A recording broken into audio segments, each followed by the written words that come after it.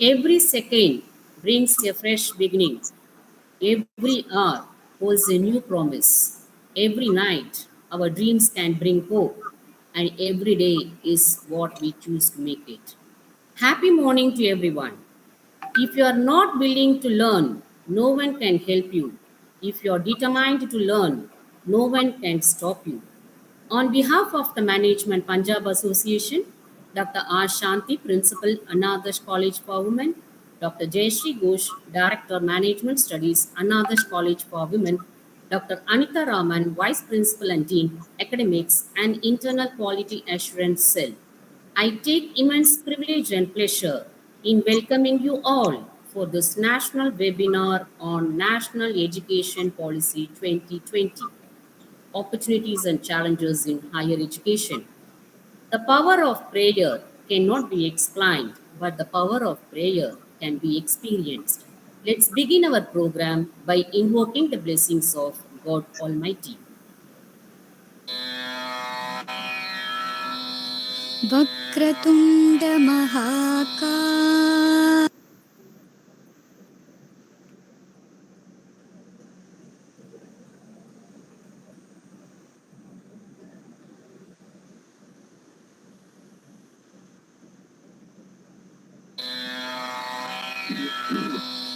Vakratunda Mahakaya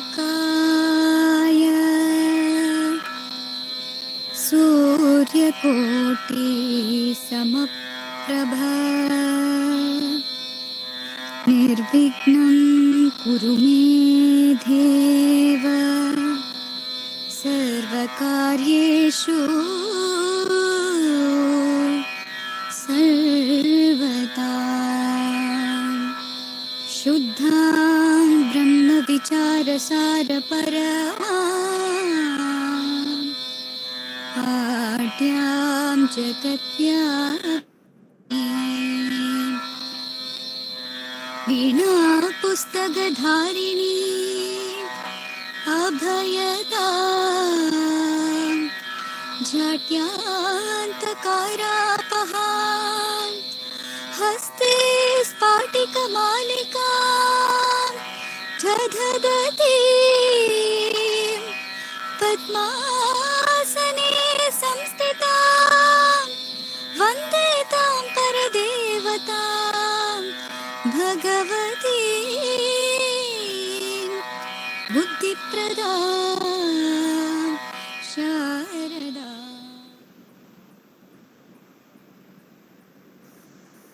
Every teacher needs to improve, not because they are not good enough, but because they can be even better.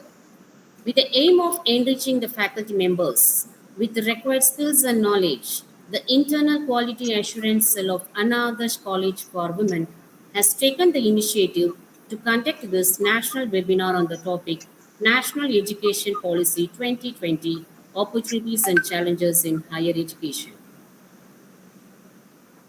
If your actions inspire others to dream more, learn more, do more, and become more, you are a leader. May I now call upon our inspiring leader, dynamic and beloved principal, Dr. R. Shanti, to deliver the welcome address. Over to you, ma'am. Thank you. Thank you so much. Education is the most powerful weapon which you can use to change the world, Nelson Mandela said. Good morning and a warm welcome to the national webinar organized by the IQAC Anna Adarsh College for Women, Chennai. On behalf of the management, Punjab Association, I deem it an honor to welcome Dr. S. SANKAR, Advisor, IQAC Cluster, the resource person for the national webinar on the topic NEP 2020, Opportunities and Challenges in Higher Education. The IQAC, Anna Adarsh College for Women, has organized today's webinar to enlighten and explore the sphere of NEP 2020, a transformational step that India has taken for nation building the Indian way. Education has a fundamental role to play in human development as well as reducing poverty, ignorance, etc., And all these factors have been well taken care of in the NEP 2020 policy document, which has evolved over a period of 4 years with inputs from all possible stakeholders.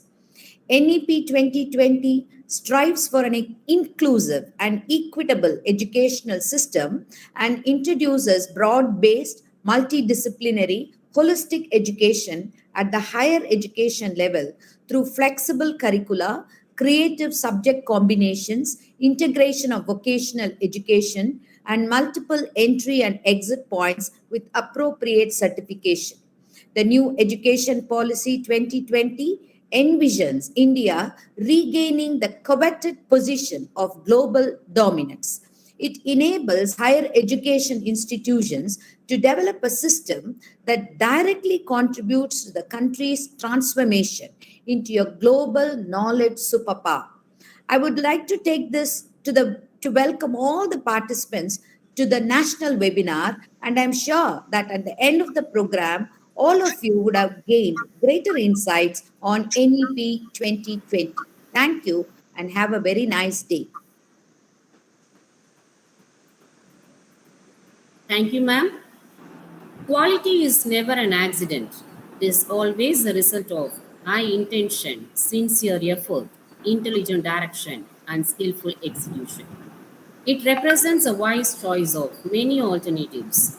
I would like to invite Dr. Sherlyn David, IQAC coordinator, to introduce our resource person of the day, Dr. S. Shankar, retired principal advisor, AKKINENI Nageswara Rao College, Gudivada, Andhra Pradesh, and advisor, IQAC cluster. Over to you, ma'am.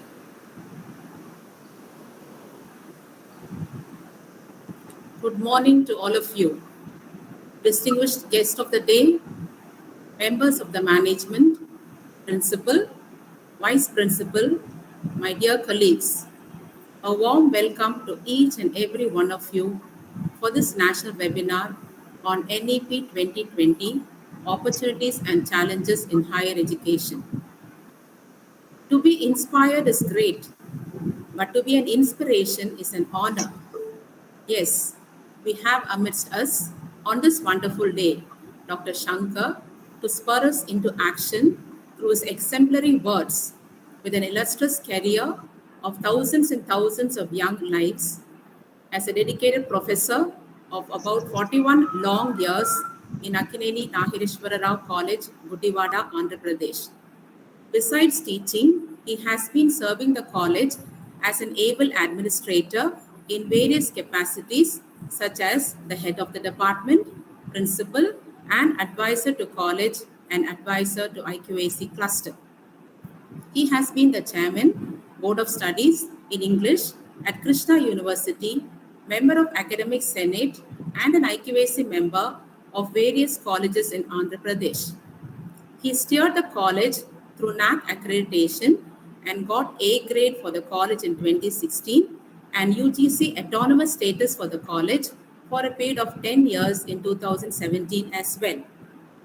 As a research supervisor, he has guided 14 M.Phils and 1 Ph.D. was awarded under his guidance. He has published 6 books with ISBN numbers and organized 6 national level seminars and workshops. As a member of the AP State Level Committee from Krishna University, he has been instrumental in preparing the CBCS curriculum for UG English. He has also inspired learners through live lectures in Mana TV for degree students and talks on All India Radio. His teaching methodology webinar services were utilized by colleges in the states of Andhra Pradesh, Karnataka, Orissa, Maharashtra, Tamil Nadu, Telangana, and Uttarakhand. He was appointed by Andhra Pradesh State Council of Higher Education for preparing the NAC manuals in curricular practices and best practices for affiliated and autonomous colleges. He has also been a resource person in the areas of outcome-based education, intellectual property rights, National Education Policy 2020, National Curriculum Framework for School Education. The culmination of his star-studded profession came in the year 2005 when he was honored with the Best Teacher Award from the government of Andhra Pradesh. Dear sir, it would indeed be time-consuming task for me to speak about all your achievements, as a list of your achievements runs to pages.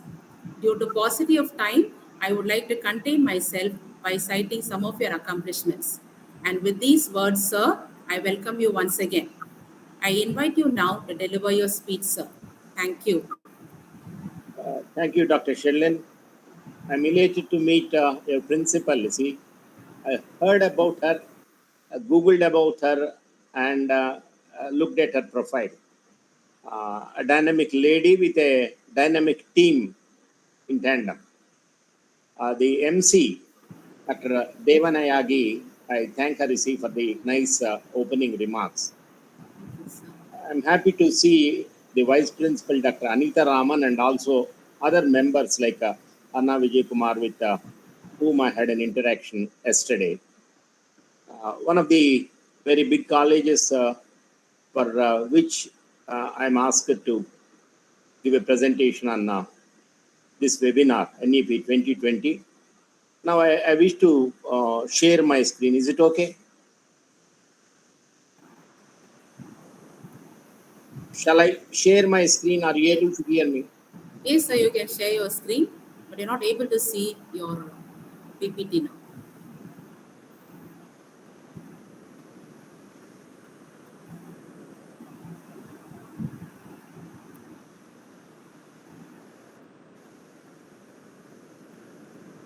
Are you able to see it now? No, sir. Saravanan, sir?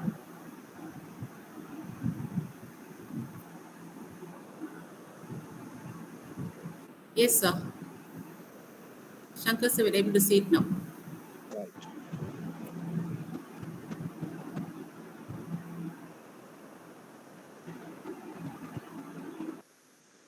Are you able to see my presentation? Yes, sir. Yes, sir. Full screen? No, no, not full screen, sir. Let me see.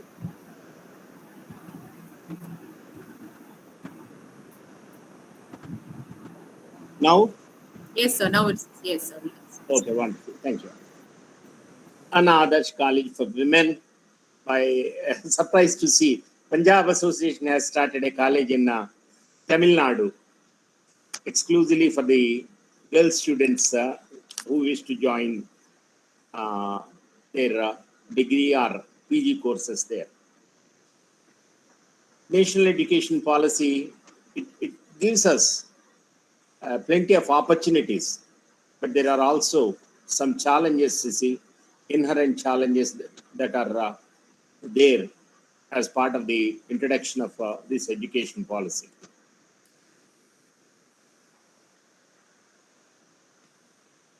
This is the committee for the draft of national education policy. Are you able to see anyone from Andhra or Tamil Nadu among the members?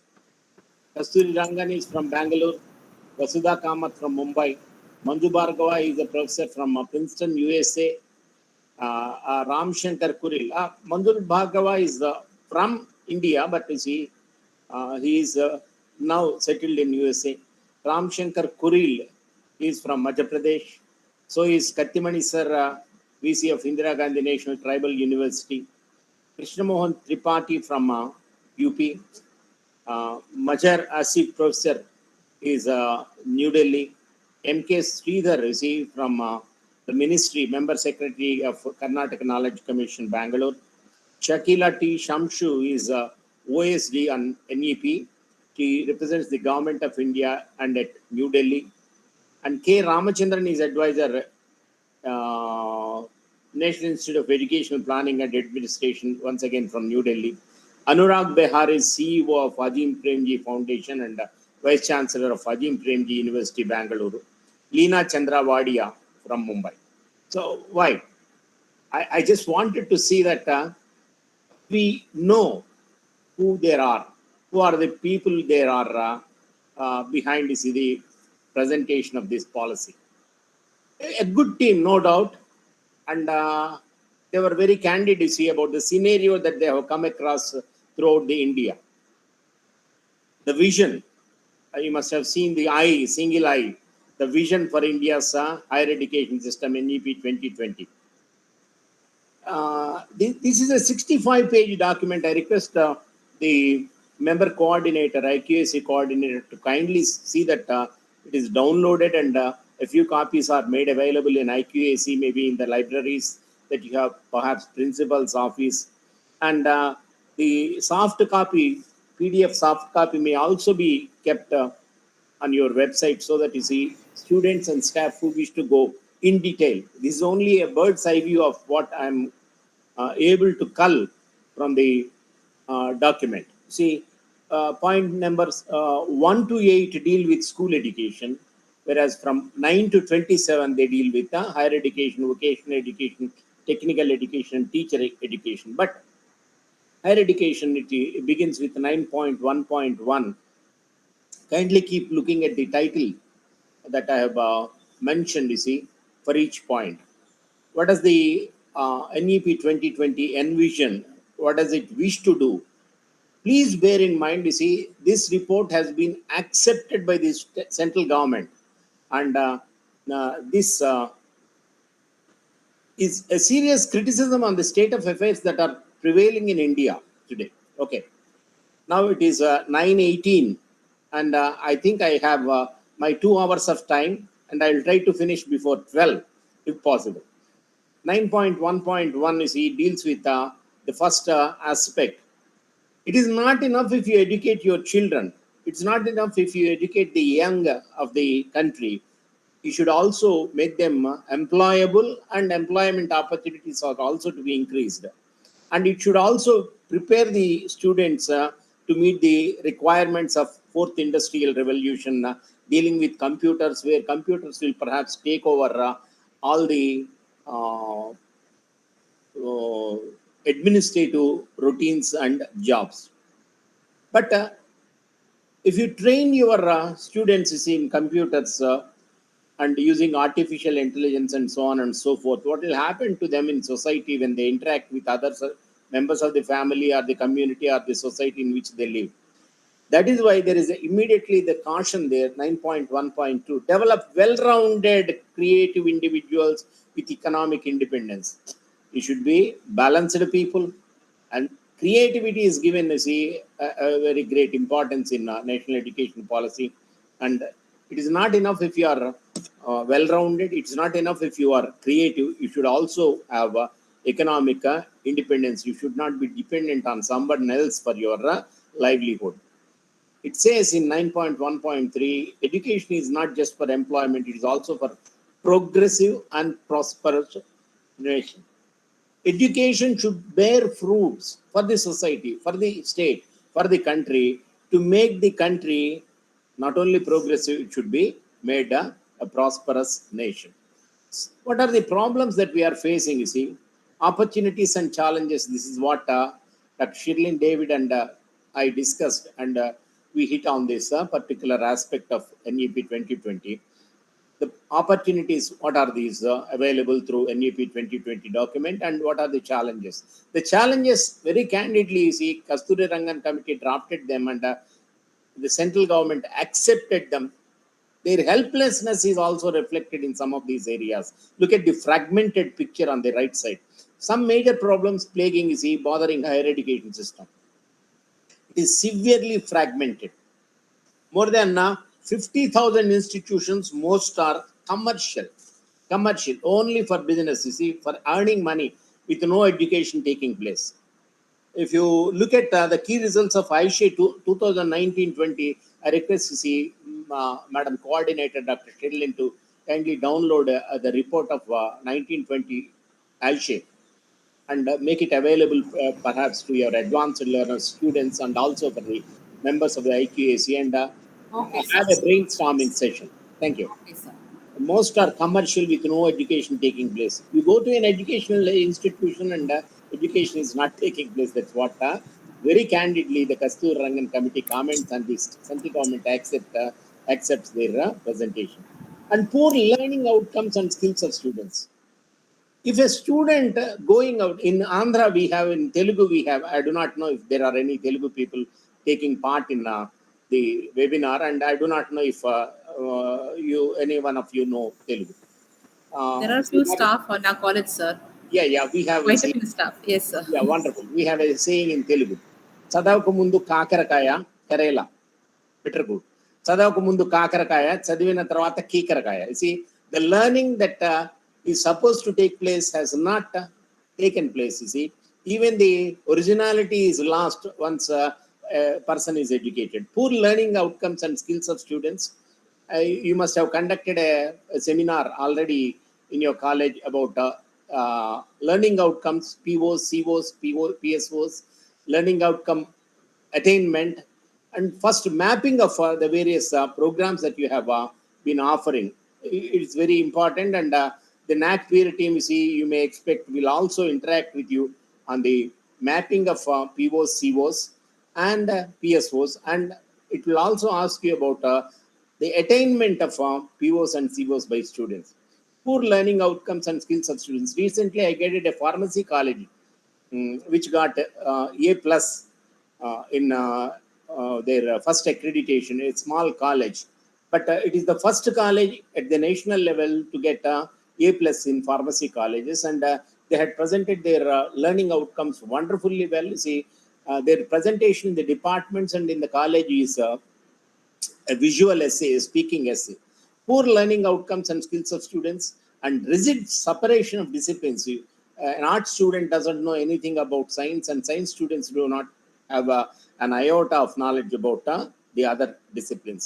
And lack of access. This is one of the damaging conditions existing in higher education even today, especially in socio-economically disadvantaged areas.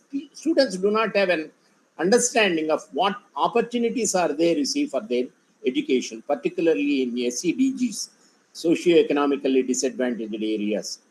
Lack of teacher and institutional autonomy to innovate and excel. That's what I was asking Dr. Shanti, you see, our senior principal and committed madam, to go for autonomy, apply for autonomy. Autonomy is a way of empowering oneself. Continue 9.2, some major problems plaguing higher education system. You see, you do not know which way you have to tread, which way you have to walk. Are you lost? Are you confused? Are you unsure? Are you unclear? Are you perplexed? Or are you disoriented? Or are you bewildered? Look at the picture on the right side. There are inadequate mechanisms for merit-based career management and progression of faculty.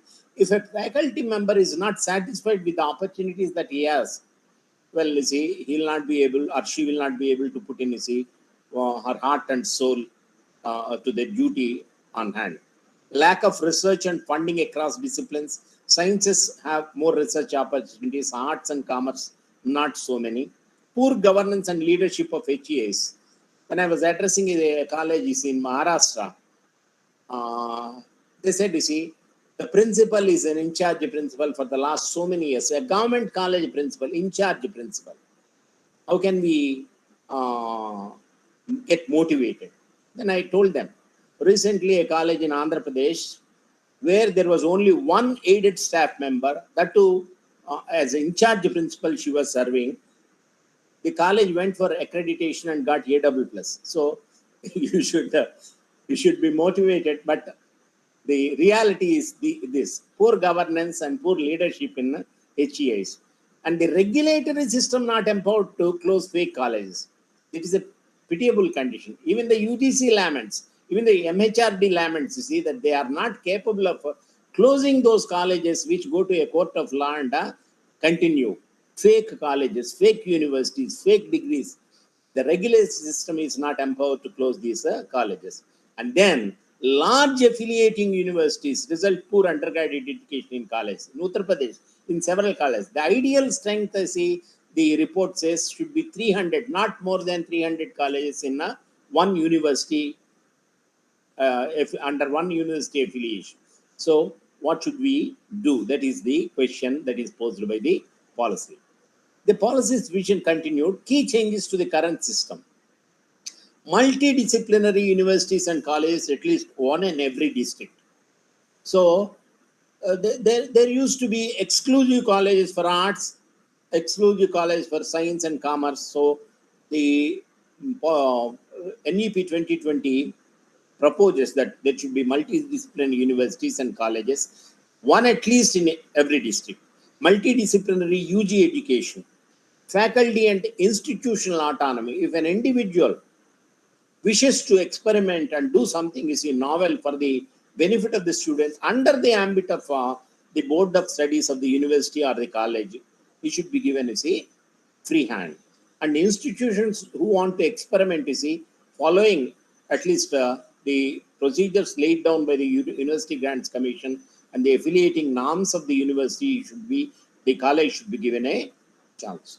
There was a question, I think Dr. Shirlin was perhaps the person who asked her, Dr. Ammani from the ADARSH College. They were asking about the academic bank of credits. Can anyone choose anything to pursue? The Gazette of the central government has declared that at least 50% of the credits from the program that they have chosen should be followed, and for the other 50% you can choose combinations from outside. Faculty and institutional autonomy, revamping curriculum, pedagogy, the teaching methods, and assessment. You have formative assessment, summative assessment, and diagnostic assessment, and perhaps revamping assessment methods, and also student support. The most important stakeholder in a college is the student. It's only if there is a student that a college or an academic institution can survive. So students should be given support. And merit appointment should be there. Only purely merit, no other criteria. Career progression based on teaching, research, and service. These are some of the things that the policy proposes as a vision. These are some of the key changes it proposes. The policy vision, key changes to the current system. It is time for change. 2020, during the first COVID lull, that this has been accepted, and we are now in 2022.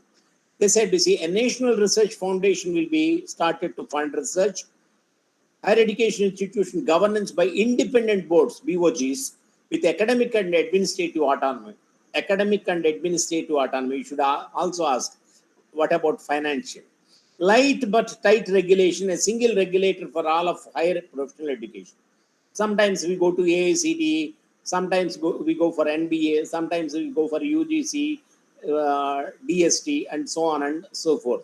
So light but tight regulation, but a singular regulator for all of higher and professional education. Increased access to students, more number of scholarships, for disadvantaged and underprivileged students. This is one thing that the NEP 2020 keeps on stressing about. So more scholarships for disadvantaged and underprivileged students. Point number 10. 12 minutes for covering one point.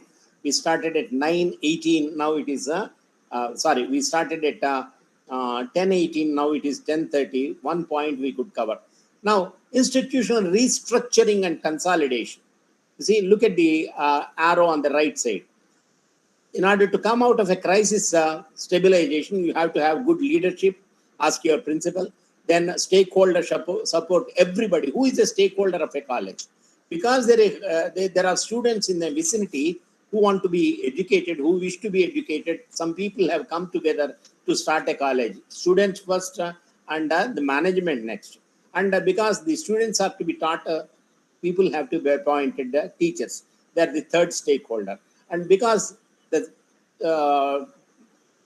teachers, students, and management are there, and the parents are to be approached for admitting them in the college, they are the fourth stakeholder. And they come from a society, and there is a university to which the college is affiliated, and there are permissions from the state government, local government. So we have the boards, we have the universities, the local society permissions, all these things we have.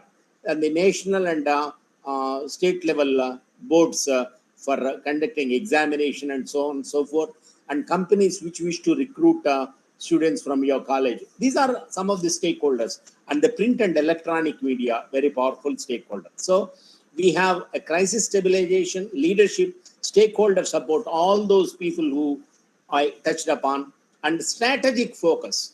You must have used a magnifying glass when I was a kid, when I was in my classes before coming to first form. If we had a magnifying glass, we would see, try using the focus onto a piece of paper or on somebody's hand to burn the paper, or to prick the individual on whose skin the light would fall. Focused strategy and organizational change on need basis, and critical process improvement. Even presentation of documents, everything, see, critical process improvement, and all these can be done only if there is a financial restructuring. These are some of the things that are involved in institutional restructuring in order to consolidate. Starting large multidisciplinary universities, colleges, and HEA clusters to build vibrant communities of scholars and peers and increase resource efficiency. It is not enough if you come to the college and if you go. Are you part of, you see, a vibrant academic environment? That is the question that you have to keep asking yourself. We went to Devagiri, St. Joseph's College, Kozhikode, or Calicut as it is called. I felt it. You see, I stayed there for a couple of days. My friend Sibuchan is now the principal. If there is a possibility of you are going, you see, take a train or a bus, or perhaps take a flight and reach. Train is more convenient, I think, you see, and spend a day or two there. Look at the academic environment that they have. You see, a wonderful academic. The first college to get what we are talking about, A++, they were the first college to get, you see, and they got full marks for teaching, learning, evaluation. The second criteria, they scored 100% marks in that, which is very difficult. So that is what you call a vibrant academic environment. So it's starting large multidisciplinary universities, colleges, HEA clusters to build vibrant communities of scholars and peers and increase resource efficiency. And it also wishes to focus on success of large multidisciplinary research universities. You see, look at the ladder there. See, one thing connected to another thing. See, all hi-fi structures that we are going to face. Then institutional restructuring and consolidation. It is not enough if you restructure, you should also consolidate on the restructuring that you have brought in. Higher education systems shall have high quality teaching. It shall have high quality teaching, research, and community engagement. It is not enough if your student comes to the class and learns something. What about the application? It has to be used. Whatever he learned in a class, whatever he learned in a college, should be, he or she should be in a position to use it for the welfare of the community. Community engagement is also to be at the back of your mind. May I ask a question? Am I audible? Yes, sir, you are audible, sir. Can you follow me? Yes, sure, sir. We are Is able the to follow you. pace too fast? You want me to be slow? No, sir, it's fine. We are You able to follow understand? you, sir. Right. Thank you. Research universities will be set up which will focus on research. Teaching universities will place emphasis on teaching, and they will also conduct a significant research. All colleges to become autonomous. You see, you are in the process, which are large multidisciplinary institutions primarily on undergraduate teaching. A college shall be an autonomous degree granting institution or a constituent college of a university. So the NEP 2020 speaks about every college turning into an autonomous college, a degree granting college, as part of an affiliating university or as a part of a cluster college.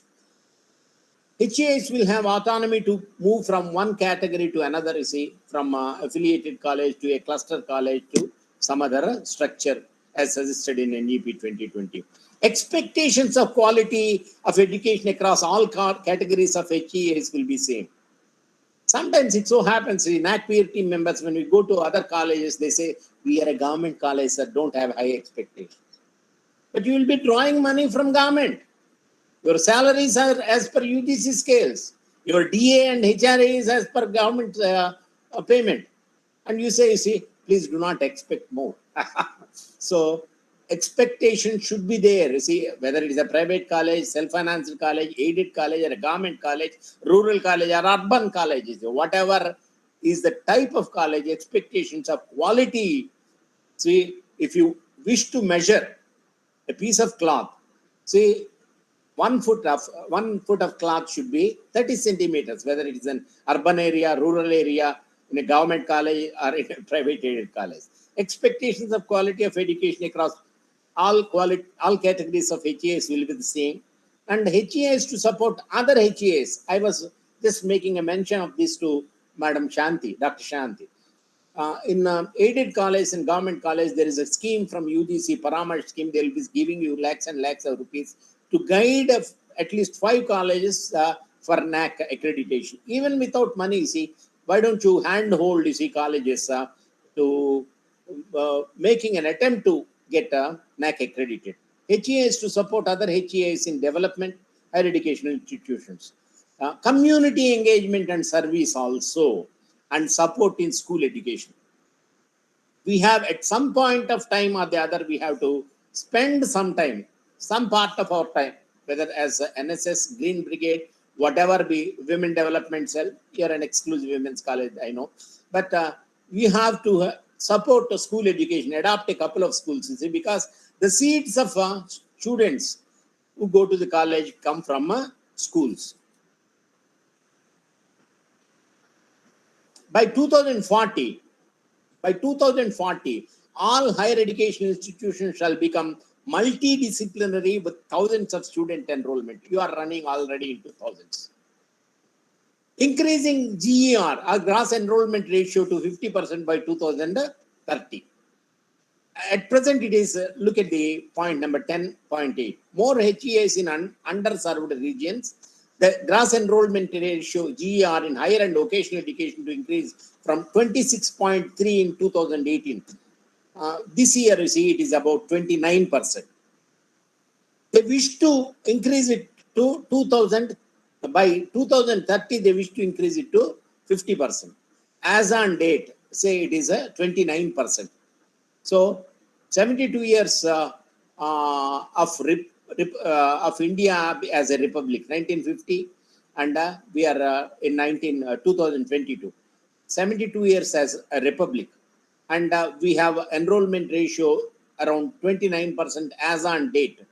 So the gross enrollment ratio, the NEP 2020, the committee envisages to increase to 50%. How can that be done? Without starting colleges, without funding them, without starting, more number of universities, at least one university in each area.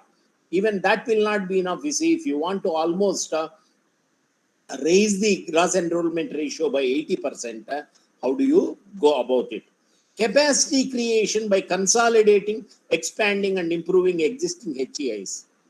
I was the other day speaking to KRMMC College, Adyar. I was making a suggestion.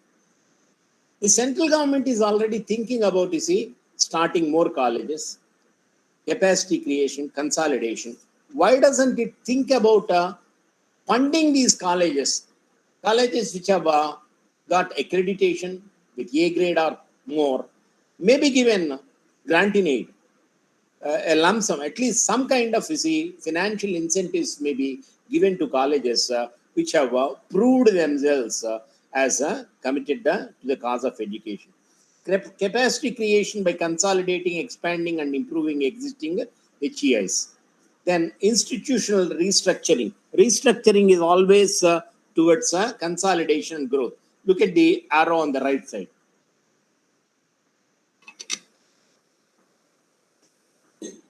Growth in both public and private institutions. It should be just, fair, and transparent system for public funding. Whatever money is spent, we want it to be transparent. Support for quality public HEIs. All institutions may run open distance learning and online programs if accredited to do so. Open and distance learning. Of the several states in India, do you know which state has more ODL programs? which universities, there is one state which has a more number of universities offering ODLs. Anyone who answers will get to see 100 rupees from Shirlin madam. Any state, just name a state. Open distance learning. One state has a more number of ODLs. Are you able to hear me? Yes, sir. Anybody trying to get 100 rupees from Madam Sherlin? Name any state. Okay. I think you see the money goes to Principal Shanti because nobody answered, and that is your state. Single stream HEIs will become a multidisciplinary. Single stream HEIs will become a multidisciplinary. I was making a reference to this. Arts colleges, science colleges, commerce colleges, no such thing in future. All HEIs will move to full autonomy, academic as well as administrative. Quality private institutions like yours will be encouraged.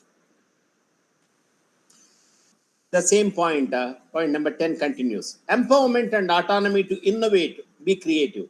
In 15 years, affiliated colleges will be phased out through graded system of autonomy. Every college will have to become by 2035. We are in 2022.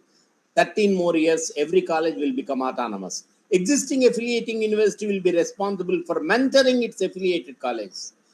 Your 225 teachers must be mentoring 5,000 students. Similarly, universities will be mentoring the affiliated colleges.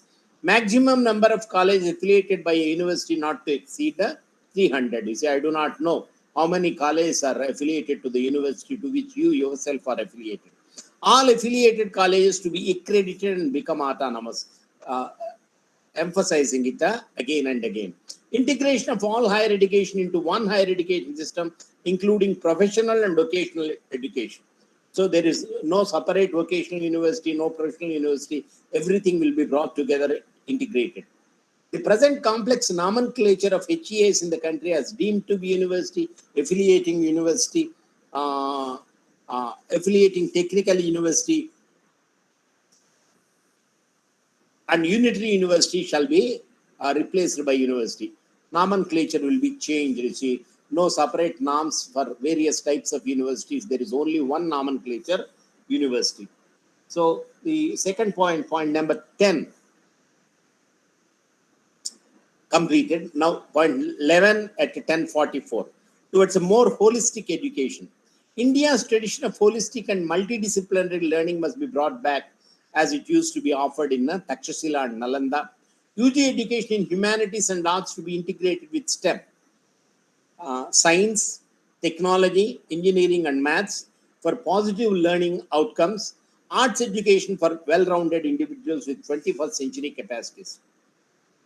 Somewhere when you look at the detailed, you see, printout that Cheryl madam provides, or if she gives a soft copy, which is perhaps posted on your website, you'll be able to see if you are interested to look at it.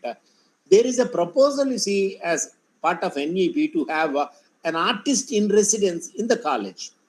Invite artists to stay in the college for a week, for 10 days, for a month, and so on and so forth. Luckily, a wonderful principal is there, you see, who is an artist by her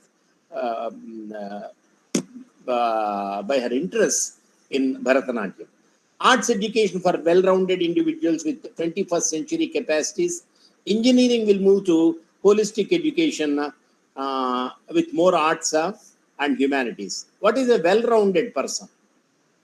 He is responsible, leads a healthy life, learning about how one is capable of learning.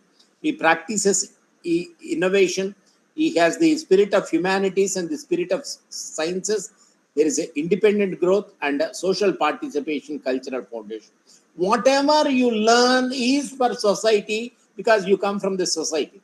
So social participation is also necessary for a well-rounded individual.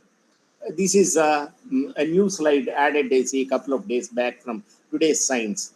it is not enough if you keep students in STEM fields. The article in Scientific American, it says, let us weed out math classes. Engineering departments also worry about calculus sequences driving attrition and so on and so forth. So well-rounded individuals are required. And who are the well-rounded persons? A well-rounded person is someone who is skilled, capable or knowledgeable in a lot of different things, or something that covers a lot of different areas in subjects. In villages, I basically come from a rural area. My college is also in a rural area. Whenever in a rural area has an issue, see, they would go to someone in the village who is capable of doing many things. Even in your college, perhaps, you see, if you ask something, see, we have an issue, where shall we go? Definitely to the principal and the IQAC coordinators, but there are also other people. This is what you call mapping of the resources of the college. When you map the resources available in a village, map the resources available in a department, map the resources available in a college, you know, this person is a well-rounded person. A well-rounded person is someone who is skilled, capable, or knowledgeable in a lot of different things, or something that covers a lot of different areas or subjects. An example of a well-rounded person is someone who is good in studies, plays sports, and has good relationship with his family also. And what are the 21st century skills that you have been talking about in the previous slides? Critical thinking. It's not enough if you are knowledgeable. You should be able to analyze for yourself critically whether what you are doing is right or not.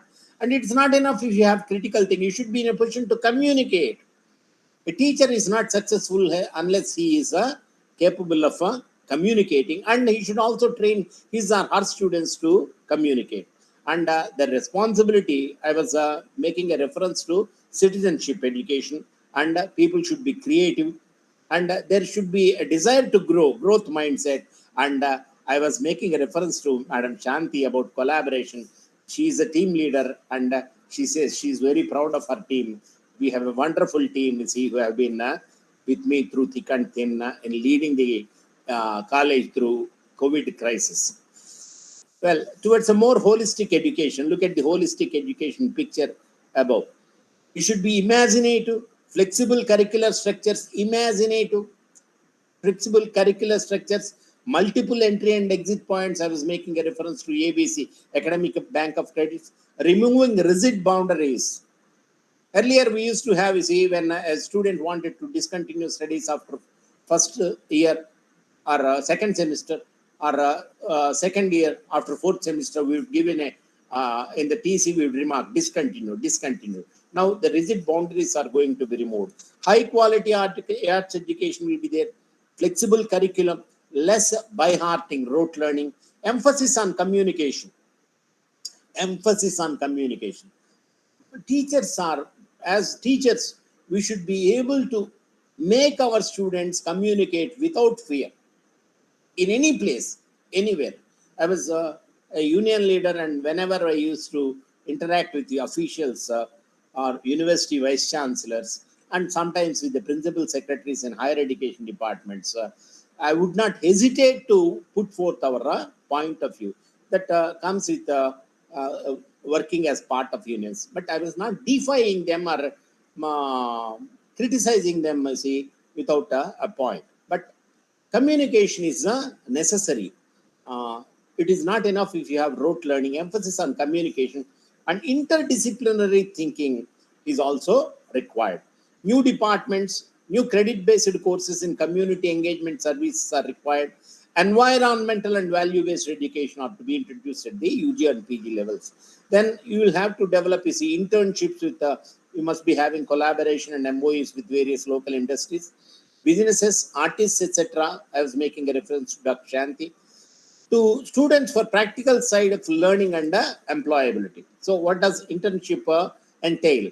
It entails practice, exposure, learning, and also experience. Look at the basic learner and advanced learner. Well, an advanced learner is free to choose, and if if there is anyone who is interested in going through this presentation slide by slide, you see, they can contact Dr. Shirley. They can download it and discuss, see if the figures and points are appropriate or not, if the explanation is clear or not. And if there are any suggestions, I'd be too happy to learn them from you.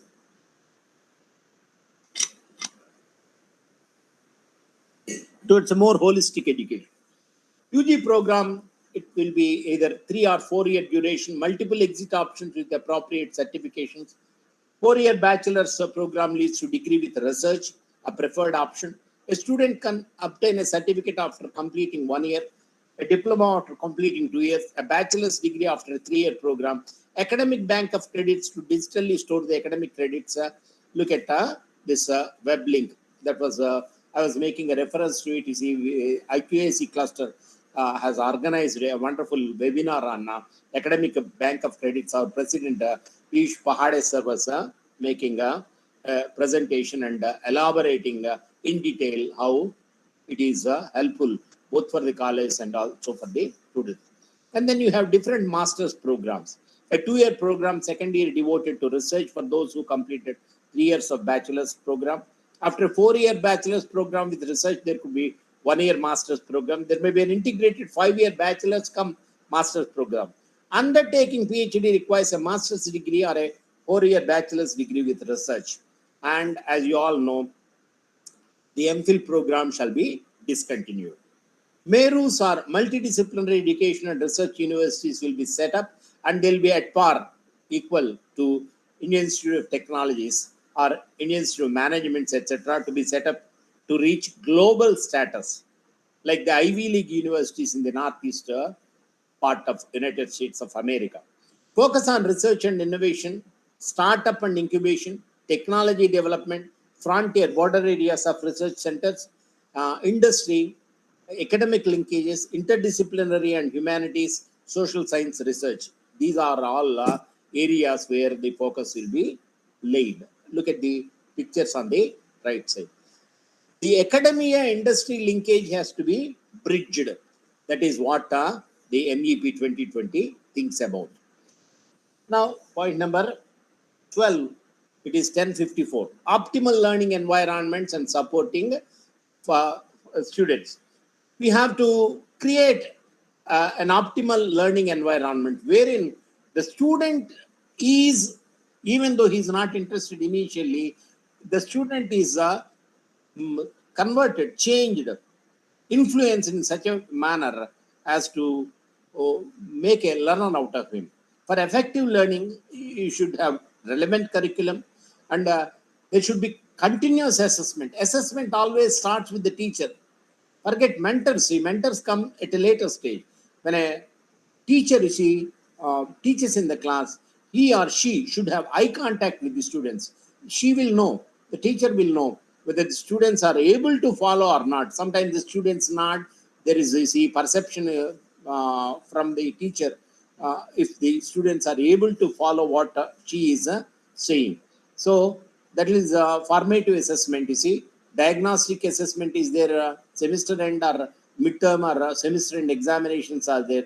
Summative assessment is also there. Continuous assessment, adequate student support, regularly updated curriculum for specified learning outcomes. Change is the only thing which is permanent in the world. So with the changing times, changing nature, changing requirement, changing jobs, changing society, the learning outcomes will also change, and the curriculum has to be updated as per the requirement. And high quality teaching methodologies, pedagogy, scientific assessment methods. Whether the paper is valued either by ADARSH College or KRMMC or AKKINENI NAGESWARA College, Gudivada, or some other college, or Stella Maris or Loyola Chennai. Wherever the paper is valued, you see, it should get the same score. If the assessment is scientific, they would the student will not lose. Development of capacities for high quality learning. Optimal learning environment support for students. Special programs for gifted students. If you teach the advanced learners along with the average learners or students who are lagging behind, they'll be bored. For gifted students, you have to have different strategies to complete programs on a fast track mode. Abroad, you have this facility. Students can complete their 2-year program in 1.5 years or 15 months, or sometimes even in 1 year. If they are gifted on a fast track mode, they'll be able to do it. Autonomy to institutions and faculty to innovate on curriculum, pedagogy, and assessment. Opportunities for funding activities organized by students. Funding activities to be organized by students. Funding money for activities organized by students. You see, in college, some colleges, students organize FET, a commercial exposure to students on how to sell things, sell themselves, sell ideas, sell commodities also. But they do need some money. So funding is to be provided to the students for activities organized by them. Faculty to act as mentors and guides. All assessment systems to be decided by the HEI. Choice-based credit system or CBCS will have room for innovation, and it should be flexible. No rigid boundaries we saw earlier. HEI is to move away from high-stakes examination towards a more continuous and comprehensive evaluation.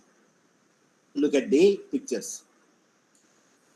Optimal learning environments, continued support for students, funds and academic support to socio-economically disadvantaged students.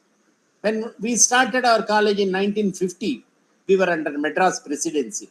Then we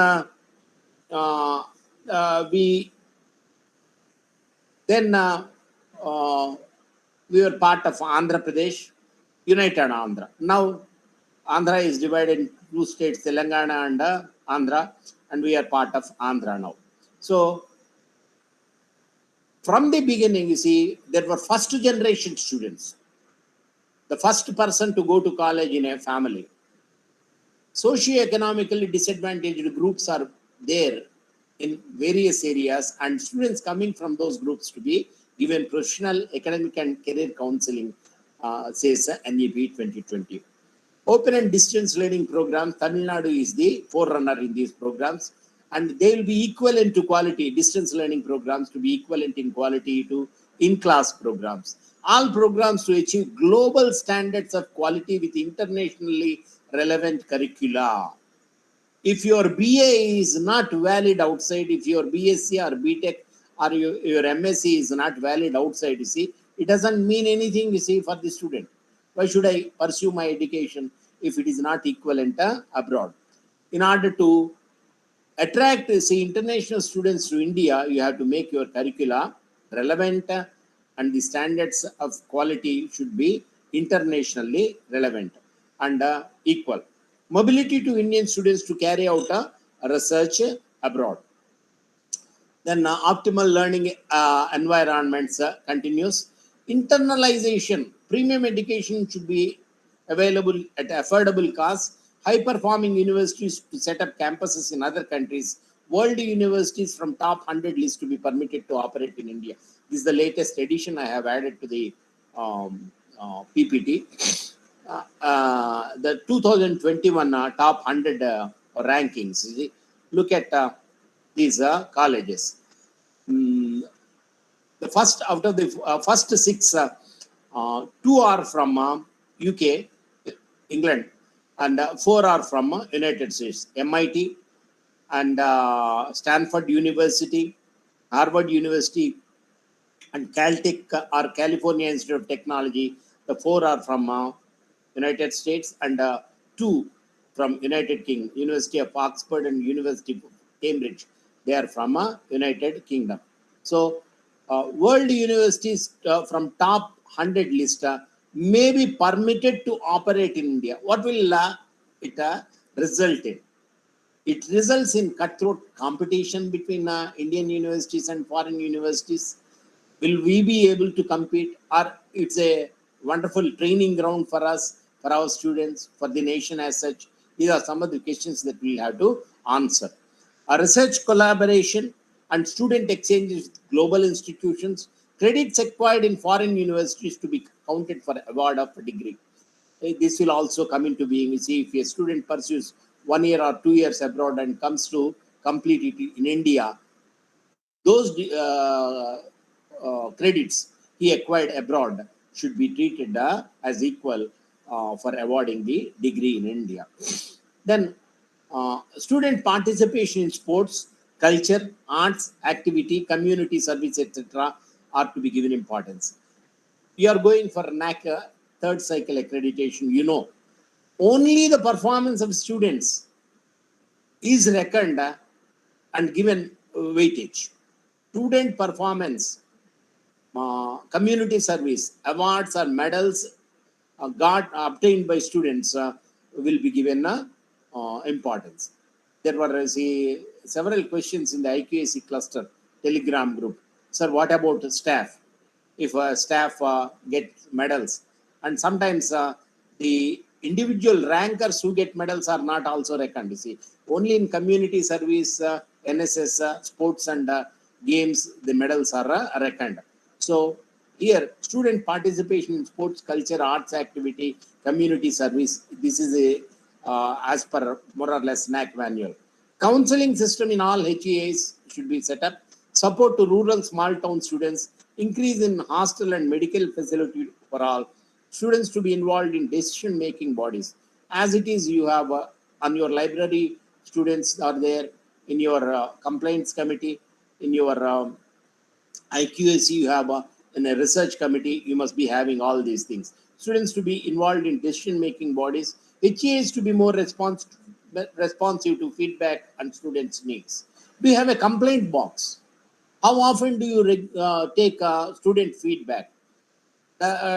Is it analyzed? Based on the analysis of the student feedback, are changes made? These are some of the questions that we'll have to face when you go for accreditation this time. Financial support for students, expanded national scholarship portal for comprehensive financial support. Is there a single word saying that the scholarships will be increased from government side? No. It says expanded national scholarship portal for comprehensive financial support. I wish to see they would also clearly, in clear terms, say from the existing 25,000 crores, the students will get 50,000 crores of financial support. No such thing uttered. I do not know. Private HAs will be encouraged to offer large numbers of free ships. Look at the word. Private HAs will be encouraged to offer free ships, large numbers of free ships and scholarships to their students. So the government is not saying that it will come forward to expand. Point number 13, it is 11:04. We have 14 more points, 27. And we have completed in 46 minutes, we have completed 9, 10, 11, and 12. Faculty, motivated and energized and capable faculty. It depends, you see, a lot depends on the head of the institution and also the pay that the college offers and also the motivation that they get.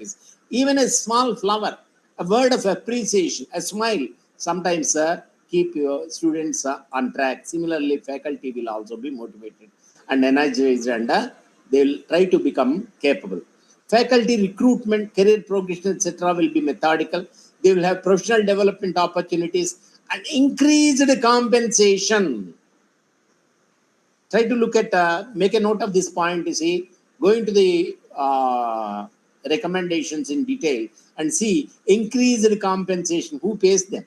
Low faculty motivation will be addressed. So we keep, as a union leader, I used to visit colleges to address them about their rights and asking them to come take part in a dharna or so on and so forth. And sometimes I had the experience when we go to colleges, the members would come and meet us even before we go into the room to address them. They would say, Shankar, they are not teaching. Ask them to be regular to the college, ask them to come on time, and ask them to take classes. That is how sometimes we used to hear the complaints by members of the teaching community. Low faculty motivation has to be addressed, will be addressed. So they work for But as a teacher come to a college, he has to advance the students. So they work for advanced students, for the institution, and also for the teaching profession. HEA infrastructure to be improved using latest technology for better learning experience. No compromise on this. And the teacher student ratio from 1 is to 10 to 1 is to 20. You have 225 and you have almost 5,000 students. You can calculate the ratio. You are more or less nearer to 20. Teaching duties allow time for interaction with students, research, and other university activities. Faculty will not be transferable across institutions. Why did I highlight and make them in green and in caps? Because in government colleges, it is there. But in private colleges, in Andhra Pradesh, recently the state government has taken away all the aided staff members from existing colleges and taken them and put them in government colleges, even when they are found not needed. Even when they are supernumerary posts, it has taken away. The NEP on one hand says faculty will not be transferable across institutions. The state government says no, whatever NEP says, whether we follow it or we do not follow it, we do as we say. Look at 13.3. Motivated, energized, and capable faculty. What happens out of motivation? Look at the blackboard and the pencil writing, chalk writing. Generates new ideas, set new goals, focus on your dream, and you stay positive. You see, this is the result of motivation. Faculty to design curricular and pedagogical approaches for innovative teaching and research and service. You may see me struggle, but you will never see me quit. This is the motto of every teacher. Should be the motto of every teacher. Teachers struggle. We keep struggling, but we will never quit. We will never call it a day. Rewards, promotions, and recognition for excellence. Non-performance will be held to account. In Telugu, I would once again say, there is a saying, Samita, that's what we call a proverb. Egirigiri danchina ante kuli, egarakunda danchina ante kuli. See, when pounding rice at home, so sometimes what happens, you see, if you put your heart and soul in the work, the same kind of payment. Even if you are not doing it with such force and vigor and without such commitment, the same kind of remuneration is paid. If that is the kind of payment, whether to a performer or a non-performer, what will be the motivation? But it says 13.5 says non-performers will be held to account. 13.6, transparent recruitment process. No nepotism, no possibility for corruption. Probation period will be there. Assessment includes peer from the department and student reviews. Innovations in teaching and impact of research will also be taken into consideration. Professional development will also be looked at. Leadership positions shall not remain vacant. Easily said, then done. So point number 14 now. It is 11:10 now. Equity and inclusion in higher education. I keep telling again and again on AKKINENI Cluster Forum and in my webinars. Equality is different and equity is different. Equality means everyone, you see, in your college gets the same 10 rupees. Equity is perhaps, if somebody needs 20 rupees or 30 rupees, depending on the need and the requirement of the individual, he is given, she is given more. From each according to his ability to each according to his need. That is one of the dogmas of Communist Manifesto. Equity means depending on the need of the individual, he will be or she will be given more support. Equitable access to quality education. Emphasis on socio-economically disadvantaged groups. I was making a reference to this earlier also. And also to underrepresented groups which have not entered schools or colleges. Equity and inclusion, everybody to be included across school and higher education. Look at the hands, different colored hands there are different types of communities, different kinds of society, social segments. Lack of knowledge of opportunities. I do not know should not be uttered by a student. I do not know about these opportunities, about the cost of pursuing higher education, about the financial controls or constraints, about the administration process. about the language barriers, or about the student support mechanisms. A student should not have the need to say all these things. So lack of knowledge of all these things will be addressed. Additional actions by governments and HEAs. Steps to be taken by governments for funding. Look at the pictures on the right side, and scholarships. Steps to be taken by governments. Half of government budgets for education of SCDG, socio-economically disadvantaged groups. Targets for higher GER. We told, we saw that point earlier. See, in a few years, the GER to be increased to 50%. Gender balance in admissions. You are an exclusive women's college, that's a different thing. Enhanced access, special education zones or larger number of for SCDGs. Support to HEAs that teach in local language or bilingual. What is your medium of instruction, Sherlyn, madam? What is the medium of instruction? Only English or Tamil also? Anyone can unmute herself and English. only English. Yes. No vernacular. Medium of instruction. Yes. Only English. Yes. Oh, wonderful. From this, we used to have Telugu medium. From this year, academic year, the state government of Andhra Pradesh said, no Telugu medium, no teaching in mother tongue. Whether the student follows or not, whether the teacher is capable or not, irrespective of that, you see, the mother tongue instruction, which is given prominent importance, a lot of attention in the NEP 2020, has been relegated to a backseat, and the state government says only English medium. So, support to HEAs that teach in local language or bilingually, more financial assistance and scholarship for SCDGs, outreach on HE, higher education opportunities and scholarship among SCDGs, technology tools for better participation and learning outcomes. It is not enough if you teach. You should also familiarize the teachers first with technology, who will pass it on to the students. These are some of the steps to be taken by all HEAs. Reduce opportunity costs and fees. More. Look at this point number A. Reduce opportunity costs and fees. Yours is the self-finance college. So what will happen is, if you reduce opportunity costs and the fee that you are collecting, will it affect your payment of salaries? You do not have to answer. Think for yourself. More financial assistance to students of SCDGs. Outreach on the opportunities and scholarships. Admission process and curriculum to be more inclusive. Increase employability potential. More courses in Indian language and bilingual education. All facilities to be Divyangan friendly, not the physically challenged, Divyangans. Bridge courses for students from disadvantaged educational background, socio-emotional and academic support and mentoring. It is not enough if the teacher teaches only the subject. Sometimes social support, emotional support is required, and women teachers are very good at it, I know. Socio-emotional and academic support and mentoring. Sensitization on gender identity, and no discrimination and anti-harassment rules. Institutional development plans to include participation from SCDGs. These are some of the things that have to be done.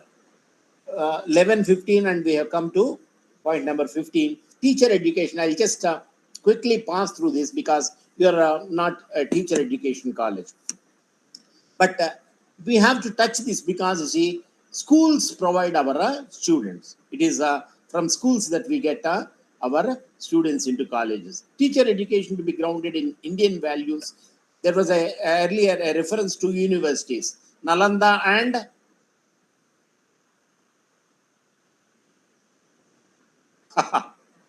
Nalanda and Takshashil, sir. wonderful. You see, the one who answered will get 100 rupees from her husband today. Please collect it, madam. Teacher education to be grounded in Indian values, to be revitalized. Teachers to be well versed in latest advances in education and pedagogy. Why? Look at it. Because if the students are trained in this manner in the schools itself, perhaps when they reach the college, they'll be well versed and they'll be able to learn in a better manner. I'll just quickly pass on. By 2025, only multidisciplinary and integrated teacher education program shall be enforced. Look at the next slide also. Teacher education chooses to get government funding and support to become multidisciplinary. Earlier, higher education, there was no such sentence, not a single sentence about funding. But now here, they say government funding and support to become multidisciplinary to teacher education institutions. HEA is to have government and private school and school complexes where potential teachers will student teach. Like our B.Ed students or D.Ed students will go to schools and other institutions to practice their teaching. Pre-service teacher preparation program through one national entrance examination and so on and so forth. So teacher education also continues in this slide. Now, look at this. Is there any difference here in this title, madam? Anyone?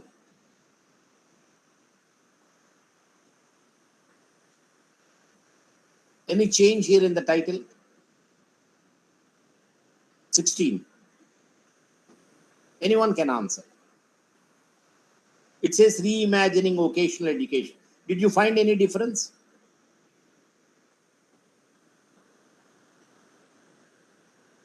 I wish somebody could answer.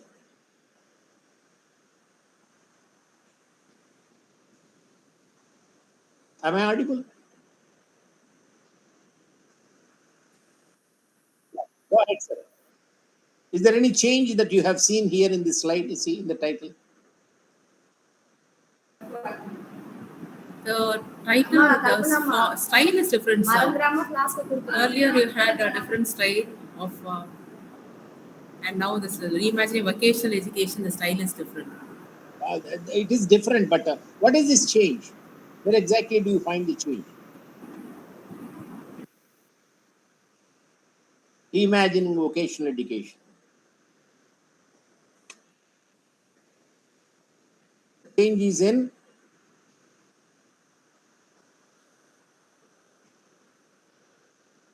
sir was making a reference to it. Sir, you are saying something, sir.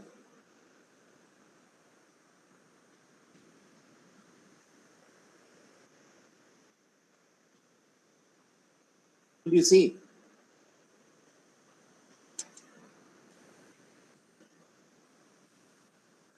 anyone? I've given you a lot of clues.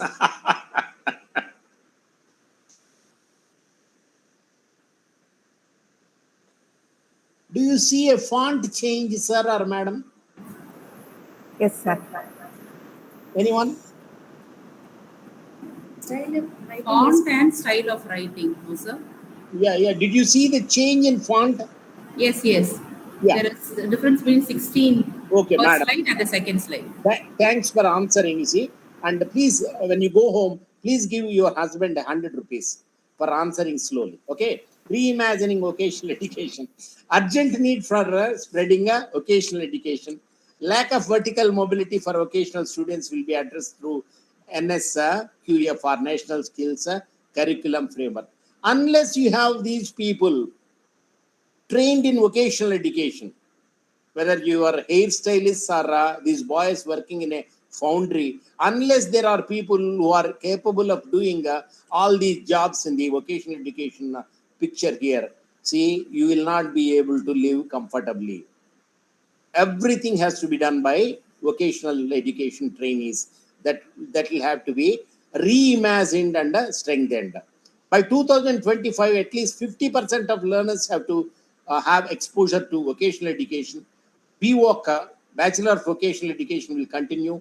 Vocational courses to be available to all. Conduct of short-term certificate courses in skills or Lokvidya, as you call it, knowledge developed in India, to be accessible through vocational education courses. Vocational education to be integrated in all educational institutions.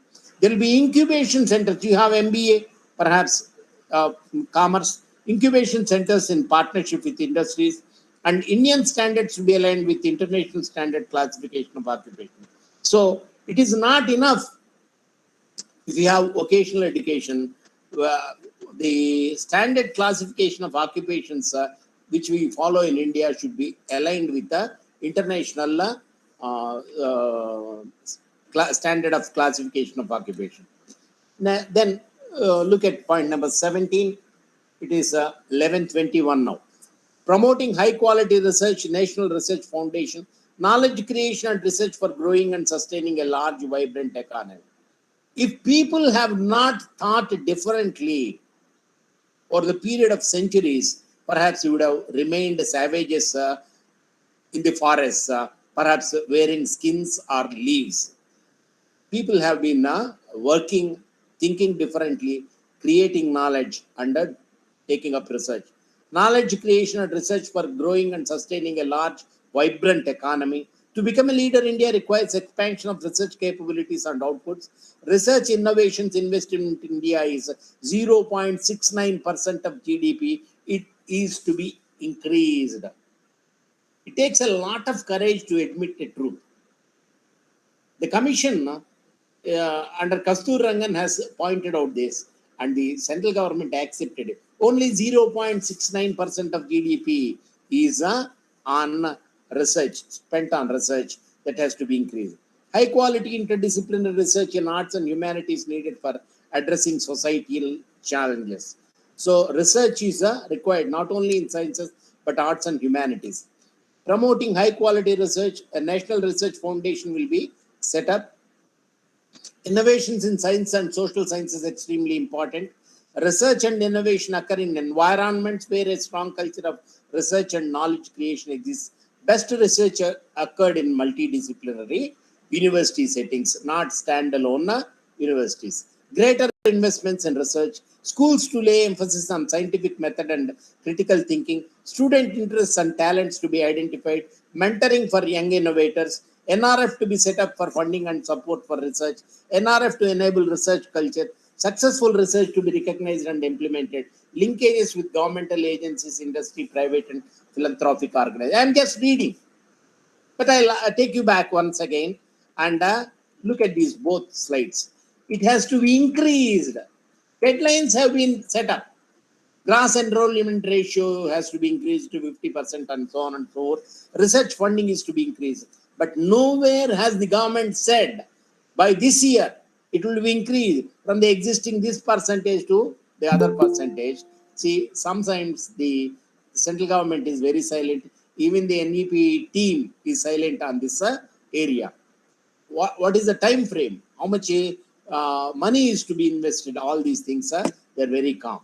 The National Research Foundation will fund competitive, peer-reviewed grant proposals.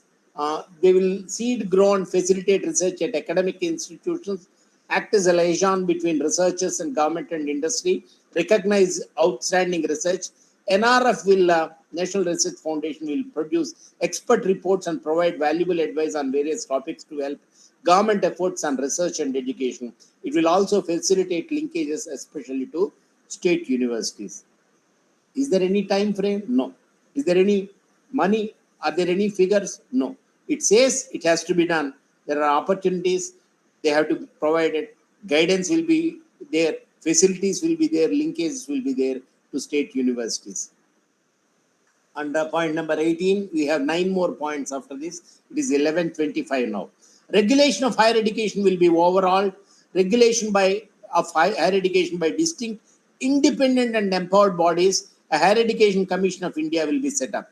So they are going to restructure higher education systems. Don't worry about all these abbreviations but keep a look at this. First vertical of HECI will be National Higher Education Regulatory Council, NHERC. It will regulate in light but tight facilitative manner. It adjudicates and collects feedback online. Second vertical is National Accreditation Council. The NAC will lose one A from its existing name, and perhaps more number of agencies will be given a chance to assess colleges and universities. Like there are Middle States Commission of Higher Education in America. There are several agencies which accredit universities and colleges and give them grade. So National Accreditation Council will be formed for accreditation primarily on basic norms, public self-disclosure, good governance and outcomes. It will be carried out by an independent ecosystem supervised by NSC. All HEAs to aim through the Institutional Development Plans, IDP, to attain the highest level of accreditation over the next 15 years. For institutions, they have a deadline. In 15 years, they'll have to get their accreditation, highest accreditation by 2035. But what about the funding? You see, are there any deadlines for funding a college for research, everything? No deadlines. Third vertical of HECI, the Higher Education Grants Council to carry on funding and financing in a transparent criteria. Fourth vertical, the GEC or General Education Council, and the duties assigned to each of them. Transforming the regulatory system of higher education, professional standard setting bodies, professional standard PSSBs, like Indian Council of Agricultural Research, VCI, Veterinary Council of India, National Council for Teacher Education, etc., will be invited to member of General Education Council. They specify the curriculum framework to set standards in particular fields and learning practices, but they do not have any regulatory role. They cannot control. They are recommendatory in nature. Indian Council of Agricultural Research or Veterinary Council of India, National Council of Teacher Education. Responsibility and accountability shall be delegated to HEIs. No distinction in expectations between public and private HEIs. I was making a reference to this earlier. Such a transformation requires existing structures and institutions to reinvent themselves and undergo an evolution of starts. So the responsibility, the ball is in your court. The colleges are asked to change. The institutions are asked to change. You have to undergo all these things. You have to do it yourselves. So all these bodies, all these NHER, CNA, CHE, CGE, CHECI will work transparently using technology. Human interface to be reduced to ensure efficiency. Setting up new quality HAs will be made easier. In order to start, they have to start more colleges. No other go. From the existing 29% as on date to 50% if the GERs be enclosed, gross enrollment ratio, they have to set up, and it will be made very easy to start new colleges. HEI is performing well, will be helped by central and state governments, will be helped. Is there any word missing there? Will be helped financially? No. Maybe there it is in the main report. Please kindly look at it. Public-private partnerships will be promoted in HE, like they are building dams, roads, everything. You see, public-private partnerships. When tell your management, you see, they can perhaps start another institution with public-private partnership, get some fund from the central and state governments also. Curbing commercialization of education. Mechanisms to fight and stop commercialization of HE will be a priority of a regulatory system. They want colleges to offer almost 50% free ships and scholarships to start new colleges in new areas, and they want not to collect fees. They say no commercialization. All HEIs, public and private, are treated on par. Encouragement for private philanthropic efforts. So, if you want to start a college or an ADARSH college, another will be encouraged to give you see free ships, 30% free ships, 20% scholarship, and so on and so forth. Elimination, but at the same time, they say no commercialization. Don't charge high fees, but spend too much money on students. Minimal guidelines to establish private HAs, good governance, wonderful, financial stability, security, educational outcomes, and transparency of disclosures for both private and public HEIs. Philanthropic private HAs will be encouraged. At least 20% of the students are to attend through free ships and additional 30% through scholarships. Very easily done. Why don't you provide education free of cost to 50% of your students? We are not asking for 60, not even 51, just confined to 50. That's what they are saying. Look at the board of governors. Effective governance and leadership, culture of excellence. We have come to point number 19. It is 11:30. Effective governance and leadership, culture of excellence, innovation, merit-based appointments of institutional leaders. In private field, unless the students are to join, the leadership is to be good. You see, only a leader, a principal capable of serving the community in a competitive manner, providing excellent education, students will not come. That is why effective governance and leadership, culture of excellence, innovation, creativity, merit-based appointments of institutional leaders, and then graded accreditation and autonomy in 15 years. In 15 years, all colleges to become autonomous by 2035, where in 2022. All HAs to become independent and self-government institutions, a board of governors govern without external interference. Is it done? Is it that simple? All HAs will be incentivized, not funded, supported and mentored to become autonomous with empowered BOG by 2035, 13 years. BOG responsible for outcomes of HA to stakeholders. We are answerable to our stakeholders to meet guidelines of NEHA or a National Higher Education Regulatory Authority. The point number 19 continues. All leadership positions to persons with high academic qualifications and administrative and leadership capabilities. Their selection by BOG through a rigorous, impartial, merit-based and competency-based process. Rigorous, impartial, merit-based and competency-based process. All private organizations look for these qualities because they cannot survive. Is it the same yardstick applied to the government-funded institutions? You have to ask yourself and ask the government. HA is to be committed to excellence, engagement with local communities, highest standards of financial probity. Financial probity. Anytime, if you visit the institution, once I had a chance to visit a school run by a missionary institute. They paid a nominal amount, you see, as honorarium for visiting the school and giving a report on the performance of the students and the teachers. Then the brother who was in charge of the school, he said, you see, that Shankar, you see, you came here on invitation. Next time, you do not have to ask me. You can step in the school anytime of your choice. Visit any class of your choice. Sit there for 1 hour under judges. I am sure your experience now and your experience when you visit us, you see, without informing us, will not be different. See, such is the commitment, such is the standard that he says he has in the institution. Even without notice, you can come and test our education process. Can we also say the same kind of thing? Competency-based process. HA is to be committed to excellence, engagement with local communities, highest standards of financial probity, and accountability. The Board of Governors will have an institutional development plan. And then I'll also skip this. Professional education, the engineering, technical education, see, even medical education, pharmacy, all these things.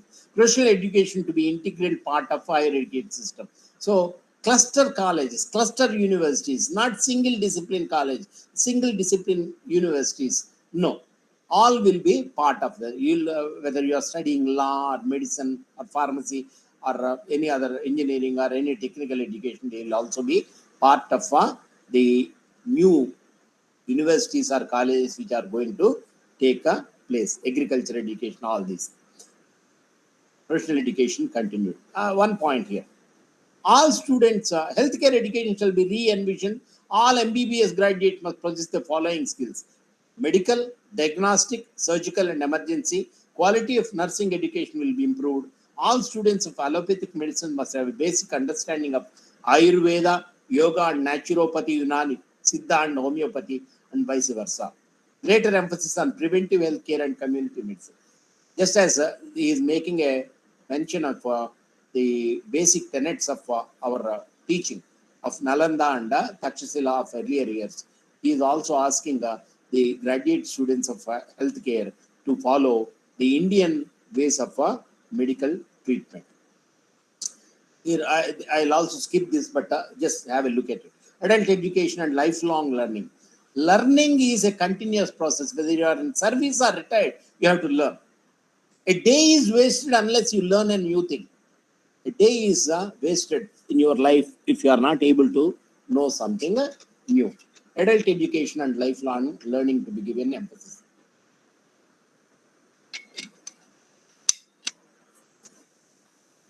Foundational literacy, obtaining education, pursuing a livelihood to be the basic rights of every citizen, a right to education. Abilities and outcomes to be achieved through innovative measures for adult learners and so on and so forth. It is a continued.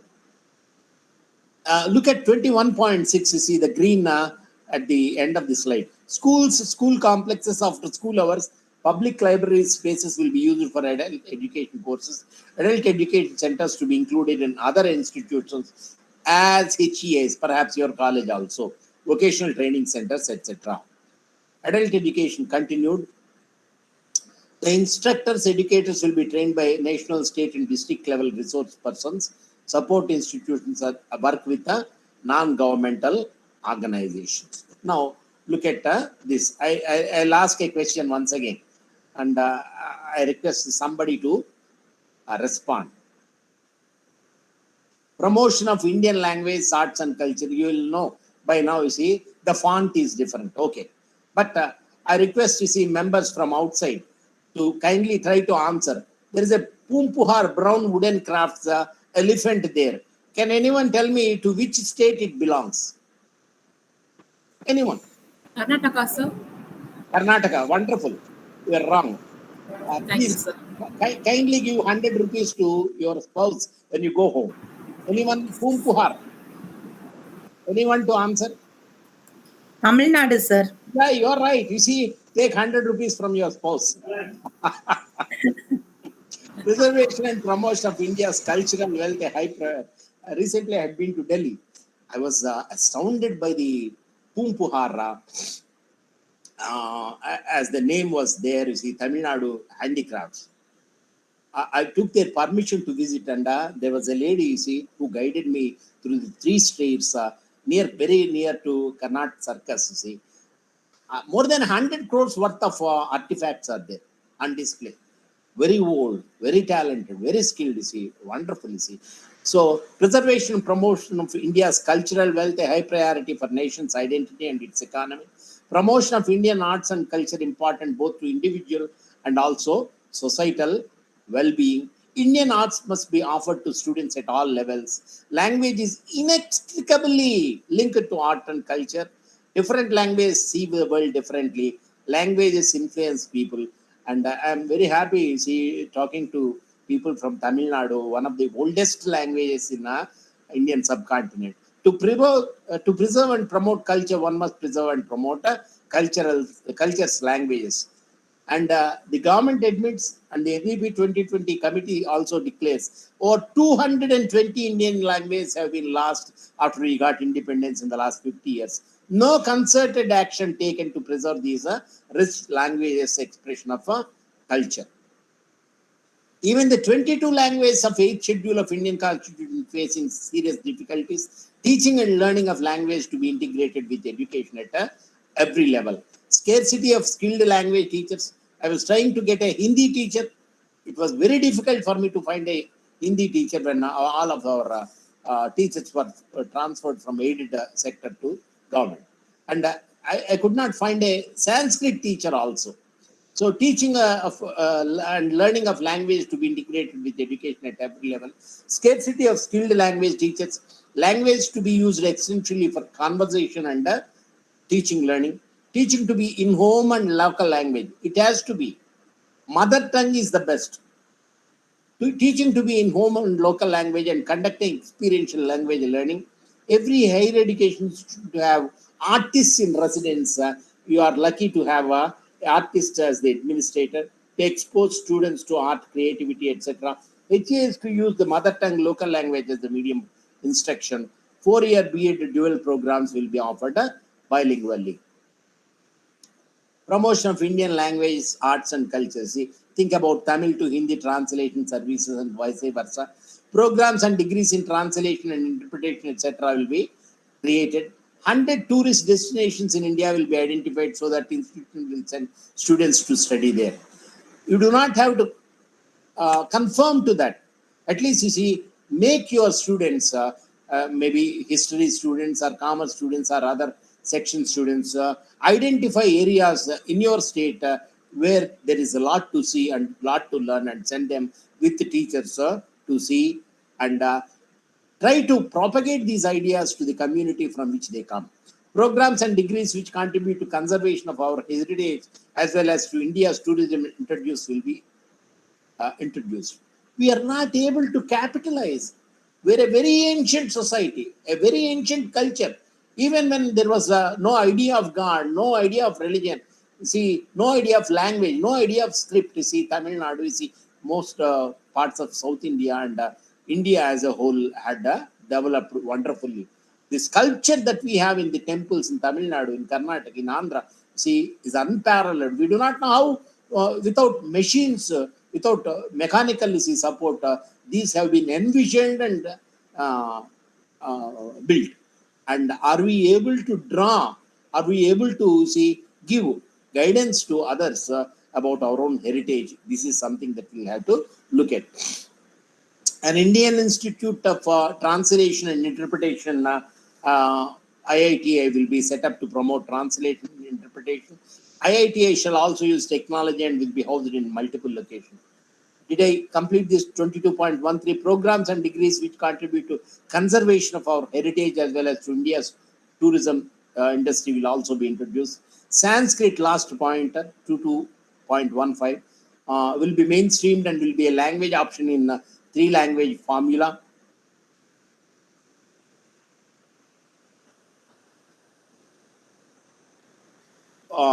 Sanskrit teachers professionalized, 4-year integrated B.Ed dual degrees in education, and Sanskrit will also be offered. Promotion of Indian languages, arts and culture. Look at the 8th Indian classical languages, Tamil at the top, Sanskrit, Kannada, and followed by Telugu, Malayalam, Odia. In institutions and universities for classical language and literature will be expanded. Look at 22.17.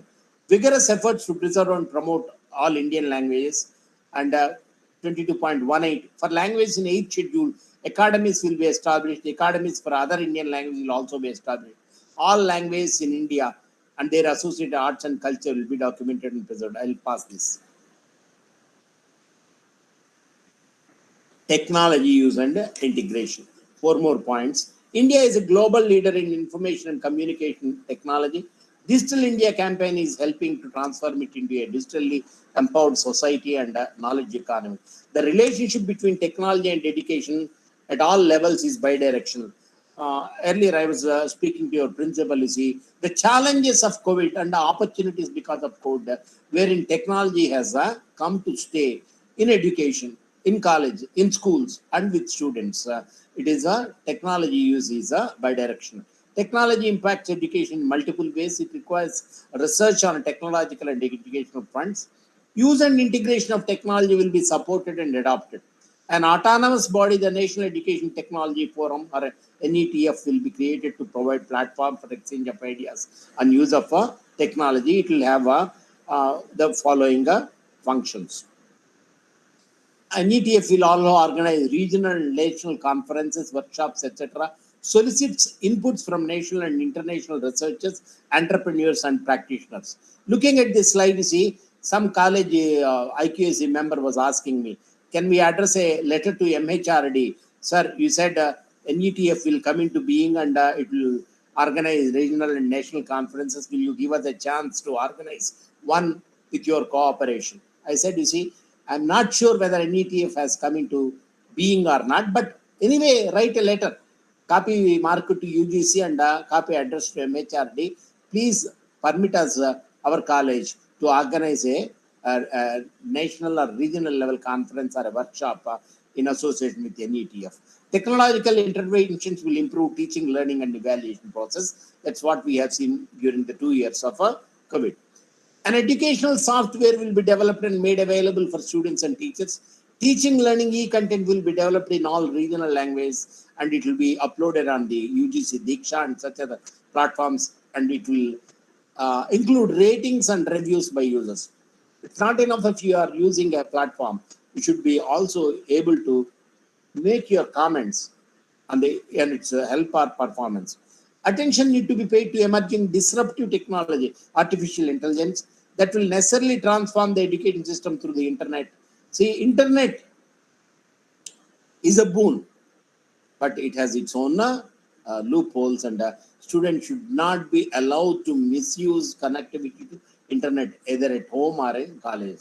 Computers have largely surpassed humans in leveraging factual and procedural knowledge.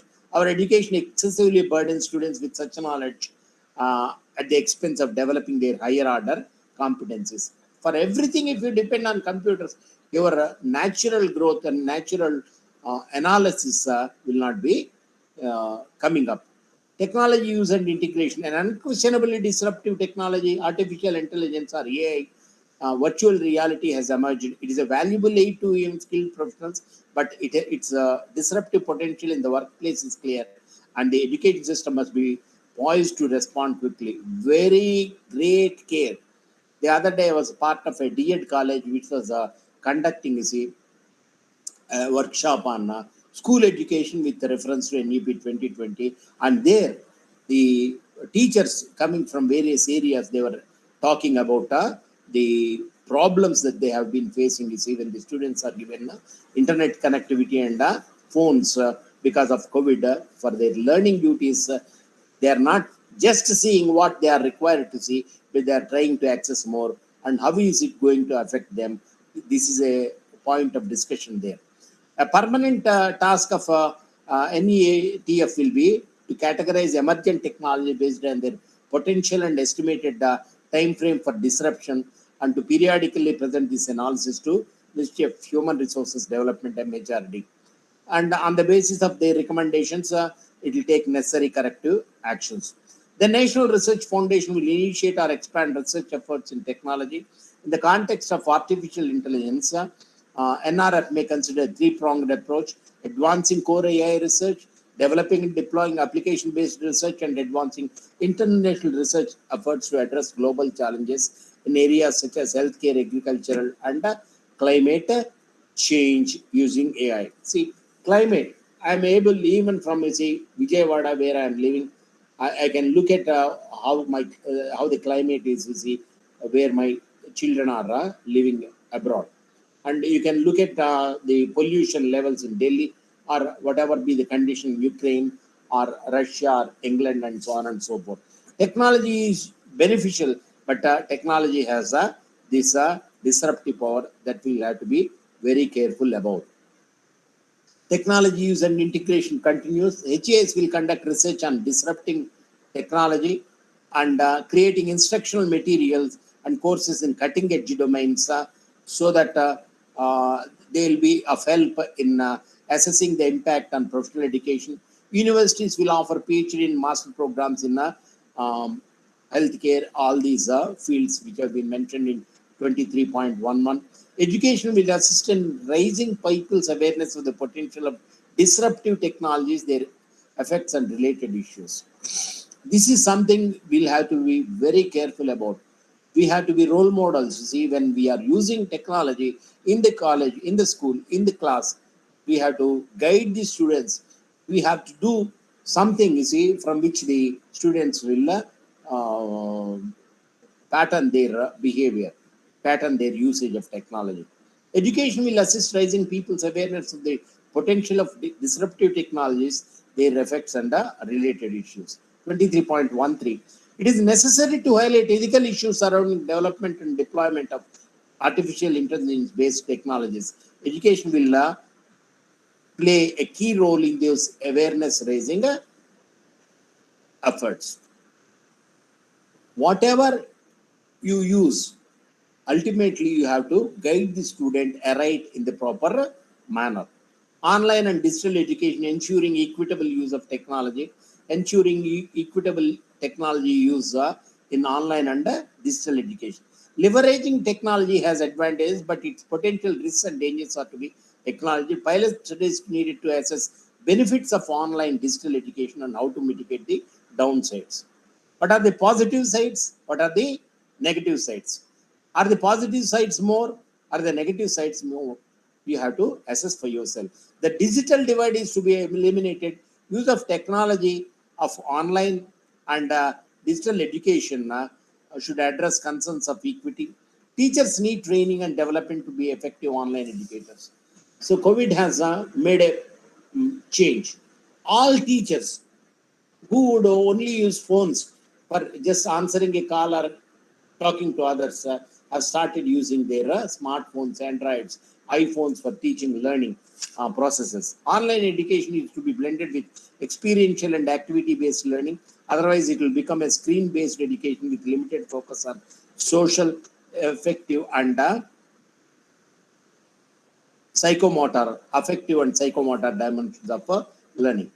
So, are we trying to limit our education to only a screen-based education, or are we trying to make it education focusing on psychological and social behaviors and patterns of learning? This is a question that we have to ask. Given the emergence of digital technology, the policy recommends the following key initiatives. Look at them: pilot studies, digital infrastructure, and so on and so forth, virtual labs, etc. I'll go to the next slide. Up to 24, we have seen these suggestions, recommendations, but making it happen, how do you make these changes affect, change radically, modify the existing scenario of higher education, or even for that matter school education? That is a question. How is it going to be implemented? 8 minutes more. Strengthening the Central Advisory Board of Education Cabinet. CABE will be responsible for developing, articulating, evaluating, and revising the vision of education on continuous basis. The Central Advisory Board on Education has the role of continuously monitoring, developing, articulating, evaluating, and revising the vision. The Ministry of MHRD to be redesignated as the Ministry of Education. Nomenclature changes, just as NAAC is going to be NAC, like that. Financing, affordable and quality education for all. Look at point 26. Affordable and quality education for all. How? Not answered.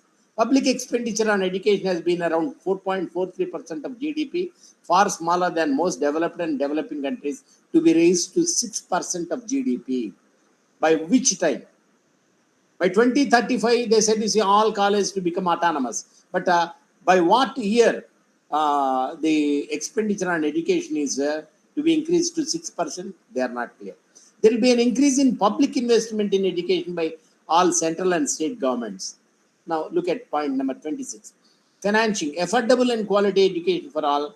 Financial support will be provided to ensure universal access, as shown below. The following key long-term thrust areas are identified. Universal provisioning of quality early childhood care education. Okay, agreed. Ensuring foundational literacy. Agreed, not college. Providing adequate and appropriate resourcing of school complex clusters. Agreed. Midday meal. Agreed. Investing in teacher education. Agreed.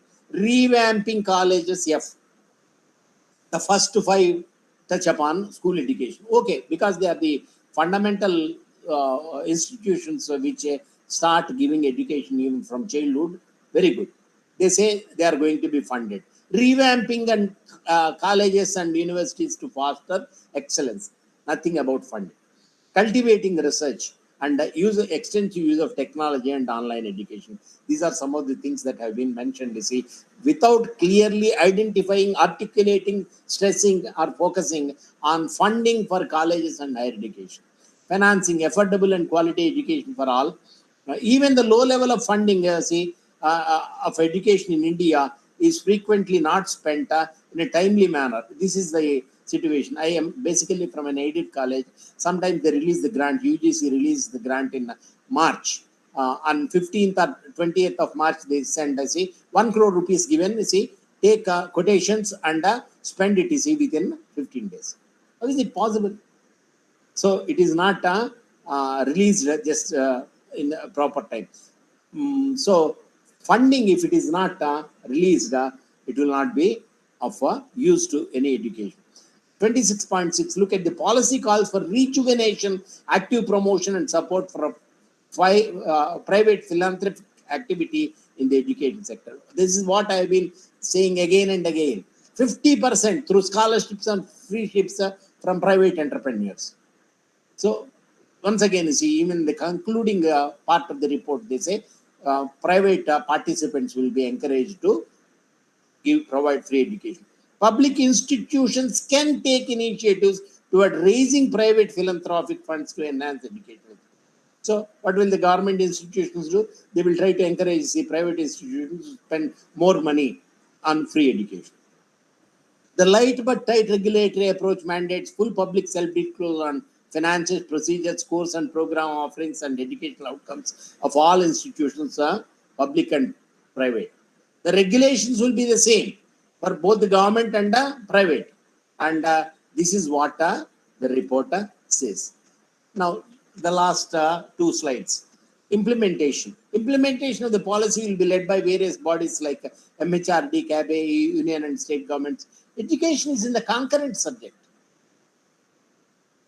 It is not completely under the domain of central government, not completely under the state government. So it has to be a concerted effort between the union and state governments, education-related ministries, state departments of education, boards with timelines and a plan for review. They have to sit together. I do not know how many states have come forward saying that we are going to implement. How many governments have issued GOs, orders relating to this? I am not very sure. Implementation principles, implementation of the spirit and intent of the policy, implement the initiatives in a phased manner, prioritization in ensuring optimal sequencing of policy points. This is all the technical jargon that government GOs contain. Comprehensiveness in implementation. See, look at the lucid way in which things were articulated earlier is missing here. Education, a concurrent subject, needs careful planning, joint monitoring, and collaborative implementation between center and states. The officers, perhaps in the committee, have used their mode of writing. You see, when the report was prepared at this stage. Timely infusion of requisite resources. Timely infusion, not time bound. Human, infrastructural, financial. So careful implementation, a careful analysis and review of the linkages between multiple parallel implementation steps will be necessary. For doing anything, you have to have ideas, you have to have strategies, you have to have goals, you have to be progressive, you have to be dynamic, you have to have a mission, you have to value add, you have to innovate. All these things, look at the picture on the right side. Subject-wise implementation committees of experts in cooperation and consultation with other relevant ministries will be set up at both the central and state levels to develop detailed implementation plans for each aspect of this, and reviews will be shared with CABE or Central Board of Education. Is there any time frame in 27.3? No. That's it. So you have seen what you are supposed to see, and I'm here to give you an idea. It's a wonderful vision, a wonderful document, detailed step-by-step process. But from the central government side, as a union leader, ICC, non-committal in funding, the government wishes to enlarge the gross enrollment ratio. Very good. And how do you go about setting up new colleges to take the existing 29% of enrollment to 50% within a few years? What kind of incentives to performing private self-financed institutions like yours? Will they be provided some kind of funding? These are some of the questions that I have, and I am now here to answer. If you have any questions, it's up to you. Thank you. Thank you so much for giving me a chance to interact with you. It has been a learning experience for me also. Thank you. Thank you, sir.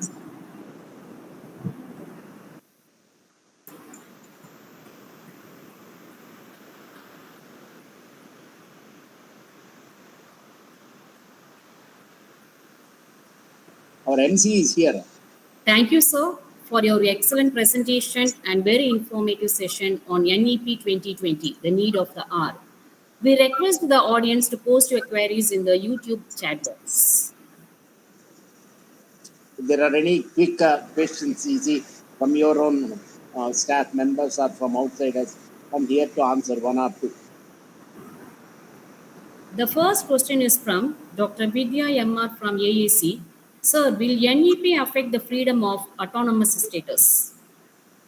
Would you mind repeating it, ma'am? Will NEP affect the freedom of autonomous status? No. Definitely not. You see, NEP, in fact, you see, is in support. It's a shot in the arm. You see, even for non-autonomous institutions, it says it will give a chance to non-autonomous institutions also to go for autonomy. A light but tight regulation, all these things. No, it will not come in the way. I don't think so. Okay, sir. Thank you so much, sir. The next question is from Asha Ravi. Sir, what is the role of PSSB's body mentioned in NEP?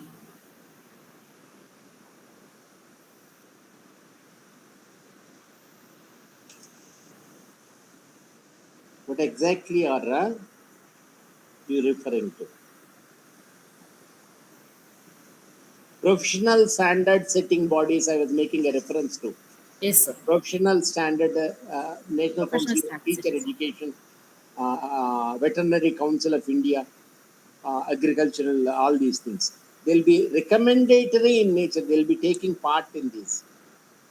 Only recommendatory, see, they'll be recommending the standards that have to be followed, but they'll not be regulatory agencies.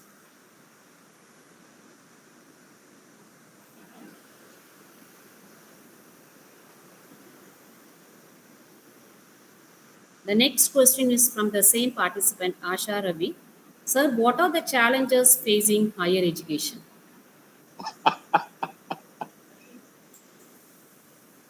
What are the challenges?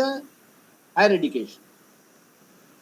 Yeah, what are the challenges faced by the higher education? Wonderful. The document itself is a lamentation by the committee, by the central government. They're not in a position to close fake colleges, fake universities, fake degrees. And they are not in a position to give incentives to the existing. There are hundreds and hundreds of teachers without work. No education taking place. That's what NEP 2020 laments. And then no accountability, no promotions, no research funding. Madam, you see, every page, every point, you find a challenge. And I wish you would come into active governance to solve these things, Asha Ravi, madam. Kindly look at, you see, try to download the NEP 2020, take a print of the book and close your eyes and open, close your eyes, open the book and put your finger on any particular point and you'll find a problem. You have challenges. Challenges very easy to find and very difficult to answer.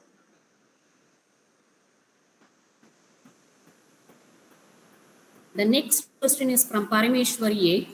Sir, what are the benefits and concessions for differently abled students in NEP 2020? Oh, yeah, wonderful. Yeah, and economically disadvantaged groups of students will be given support. Similarly, the institutions, whether they are government or private institutions, they are requested to take ultimate precautions. Even Braille is supposed to be made available on the internet of these institutions. Braille books are to be provided, student-friendly ramps and walks, lifts if possible. All these concessions are to be provided to the Divyangans, as we call them. These are some of the recommendations inherent in NEP 2020. The next question is from Dr. Anita Varadarajan. Sir, could you explain academic bank of credits? Wonderful. You see, there was the other day, the cluster organized a meeting. You see, academic bank of credits is to be started by universities first, and then by autonomous colleges. Then the credits, how many credits does a paper have? And how many credits are there as part of program? How many credits are there as part of the course? A course is a paper. A program leads to a degree. A program has perhaps, if it is a semester pattern, 6 semesters for 3 years, and perhaps 5 to 6 or 7 courses each semester. And for teaching, you see, for 45 hours, the student earns anything ranging between 1 to 3. credits. If a student wishes to discontinue his study at the end of first year, we used to write it on the TC discontinued. Discontinued in first year, discontinued in the second year. After completion of first year, the student say if he wrote the examination, if he wishes to discontinue, he has gained his certificate, second year diploma, third year degree, and this can be deposited in the academic bank of credits, which is created by the national government, central government, and some universities have already started to see uploading the data of the credits earned by these students studying there, and the colleges are also going to implement this slowly.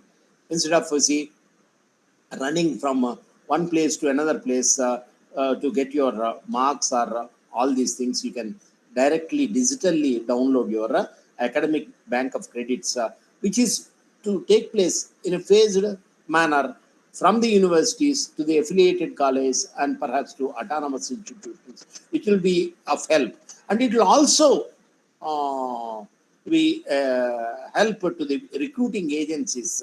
They can perhaps cross-verify whether the student who claims to have obtained this percentage or this score has really completed it or not also will be known by them. This is going to take place completely in a few years from now.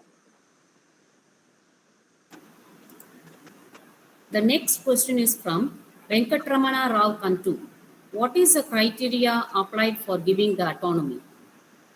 Autonomy, earlier it was A grade in NAC accreditation, and you must have completed a particular number of years in existence.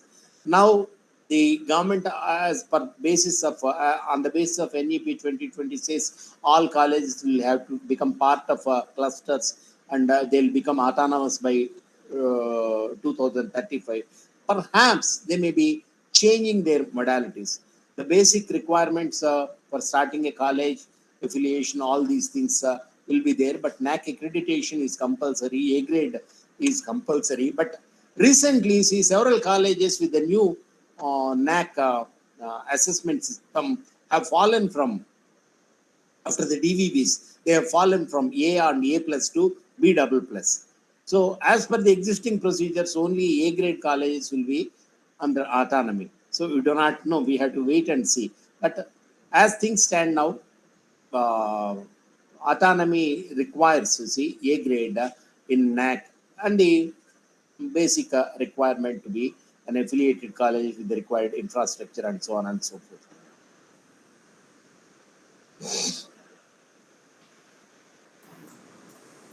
The next question is from Mrs. Baggy. Sir, how to get funding from non-government organization, industry? Work, that's it. There are so many, corporate social responsibility is there. You have to find ways of interacting. Try to deploy a couple of teachers on a part-time basis or a full-time basis and try to get funds. How do political parties get funds? They approach. How do college teachers and colleges get funds? They have to see where do why do flies go to jaggery? You see, they know the source. Similarly, you have to identify. You have to identify continuously and also follow colleges which are able to get funds from other colleges. Keep a look on NAC website. Keep a look on UGC website. NAC website. Look at colleges which are A plus, A double plus, and see where they are getting their funds. See, from the alumni and from industry, from affiliation to other NGOs. These are some of the areas where you have to do a little scouting. You have to explore and find.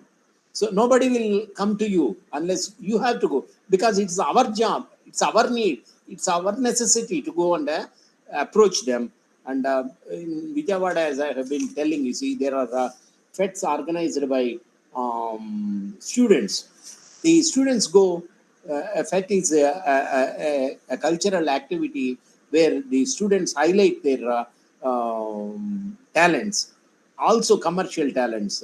In this particular college, which got A double plus, you see, once they collected so much money from local people that they got lift for the college, chairs 1 year for the whole auditorium, for deposit for the expenditure on fans, lift, and all these things. 1 year, everything is done by the students going out. So if you want to get funds, you have to explore and have a cell for this purpose in your college, part of IQAC.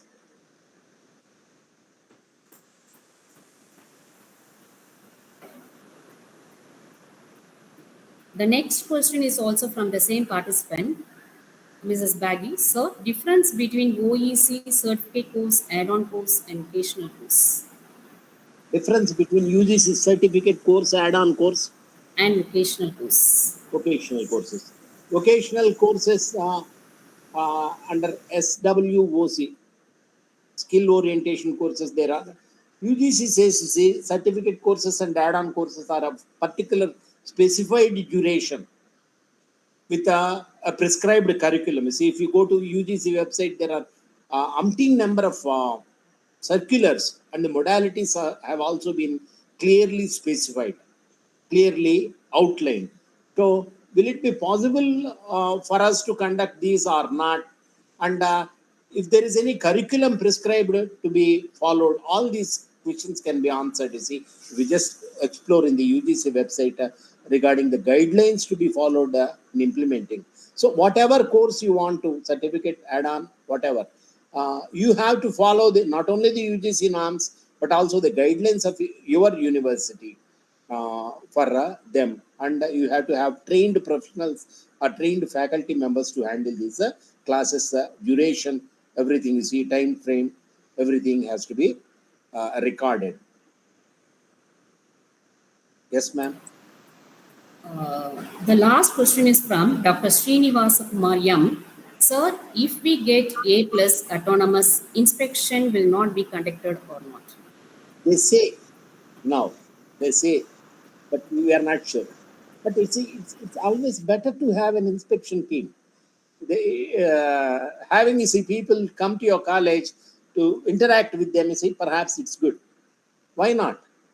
In future, perhaps, even without having the need for a peer team to come to your college, if everything is visible on your website, perhaps there may come a time in future wherein a college can be assessed on the strength of their representation on their own website. But I'll tell you one instance. There was a friend of mine, you see, a member of UGC committee who is working in Chennai as the principal of one of the colleges, who contacted me about a college in Tamil Nadu. The college got 2.99 marks. And had they scored 0.02, they would have got a A. They wanted to go to a court, or they wanted to appeal to the NAC. So they said, you see, would you mind looking at this and telling us whether we are eligible? I said, you see, I'll look at your reports, I'll look at your DVV clarifications and all these things. And I found a surprise, I was also surprised to find that there were comments saying that the vernacular documents which are to be translated into English have not been provided to DVB authorities, and the marks, 5 or 10 marks, have been lost. And the documents sometimes scanned and uploaded could not be read, because I have seen myself, you see, the documents, there was black coating, they were not clear, they were not readable, so they lost marks. So earlier, Anadarsh College went for accreditation only on the strength of peer team report. Now the DVV has come. DVV will tell you, give you a chance to look at. If there is a human interaction, perhaps you can present yourself in a better manner. If everything is automated, perhaps the advantage may be lost.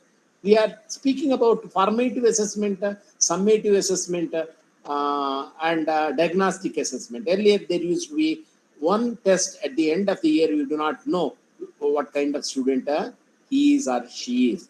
Now, if there is a peer team visit, even if it is for only 300 marks, no problem. But interaction between the staff and students and learning experience perhaps would be missing. And if the individual who has raised the issue wishes to avoid peer team visits, welcome. And perhaps that will be a less amount of inconvenience. In spite of that, I would keep telling, you see, there is a requirement of academic and administrative audit, green audit, environmental audit, energy audit, all these audits. You see, for all these audits, people will have to come to your college. If all these people are welcome to the college for assessing, why not a peer team? That's what I would like to ask him. Anyway, but he is right in his own way, not wanting, you see, people to come to visit the college, but look at the website and the reports, and on the basis of that get awarded. Thank you. I'm not discouraging. I'm telling the reality.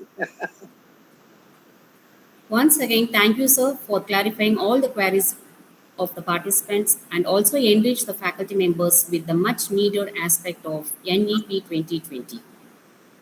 Ability is what you are capable of doing. Motivation determines what you do. Attitude determines how well you do it.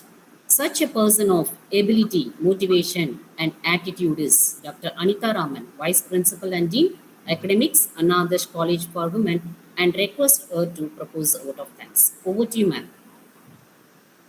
Good afternoon. It is my pleasure to propose the vote of thanks on this special occasion. I would like to begin by thanking our management, Punjab Association, for their encouragement and continued support in all our endeavors. I would like to thank our principal, Dr. Aacw, for motivating us to constantly widen our knowledge about current affairs, which resulted in organizing this seminar on NEP 2020 opportunities and challenges. I would like to extend my gratitude to our resource person, Dr. Shankar, retired principal advisor, AKKINENI Nageswara College, Andhra Pradesh, for accepting our invitation and taking time off his busy schedule to be with us today. Thank you, sir, for enlightening us on the new education policy and its impact on higher education institutions. Your talk has made us aware of the problems plaguing the higher education system and the key changes that will be brought out in the current system in accordance with the new policy. I would like to appreciate and congratulate Dr. Sherlyn David, the IQAC coordinator, and the entire IQAC team who have worked tirelessly to make this webinar a success. I commend the entire IQAC team for their continued efforts in maintaining the quality in every aspect of our institution. I am sure this webinar has aided the staff members in understanding the nuances of the new education policy. I would like to place on record my thanks to the technical team and non-teaching staff for their support in making this program a grand success. I would once again like to thank everyone who has joined us today. Thank you all. Have a nice day. Thank you, ma'am. Bye. Thank you, ma'am. We request the participants to fill the feedback form. The link is shared in the chat box of the YouTube channel to get your e-certificate for the program. It's not happiness that brings us gratitude. It's gratitude that brings us happiness. With these words, we express our gratitude to all the faculty members who have attended this national webinar, and we wish you success in all your future endeavors. Thank you, one and all.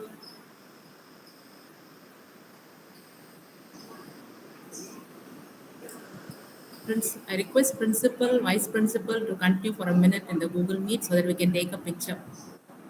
Please.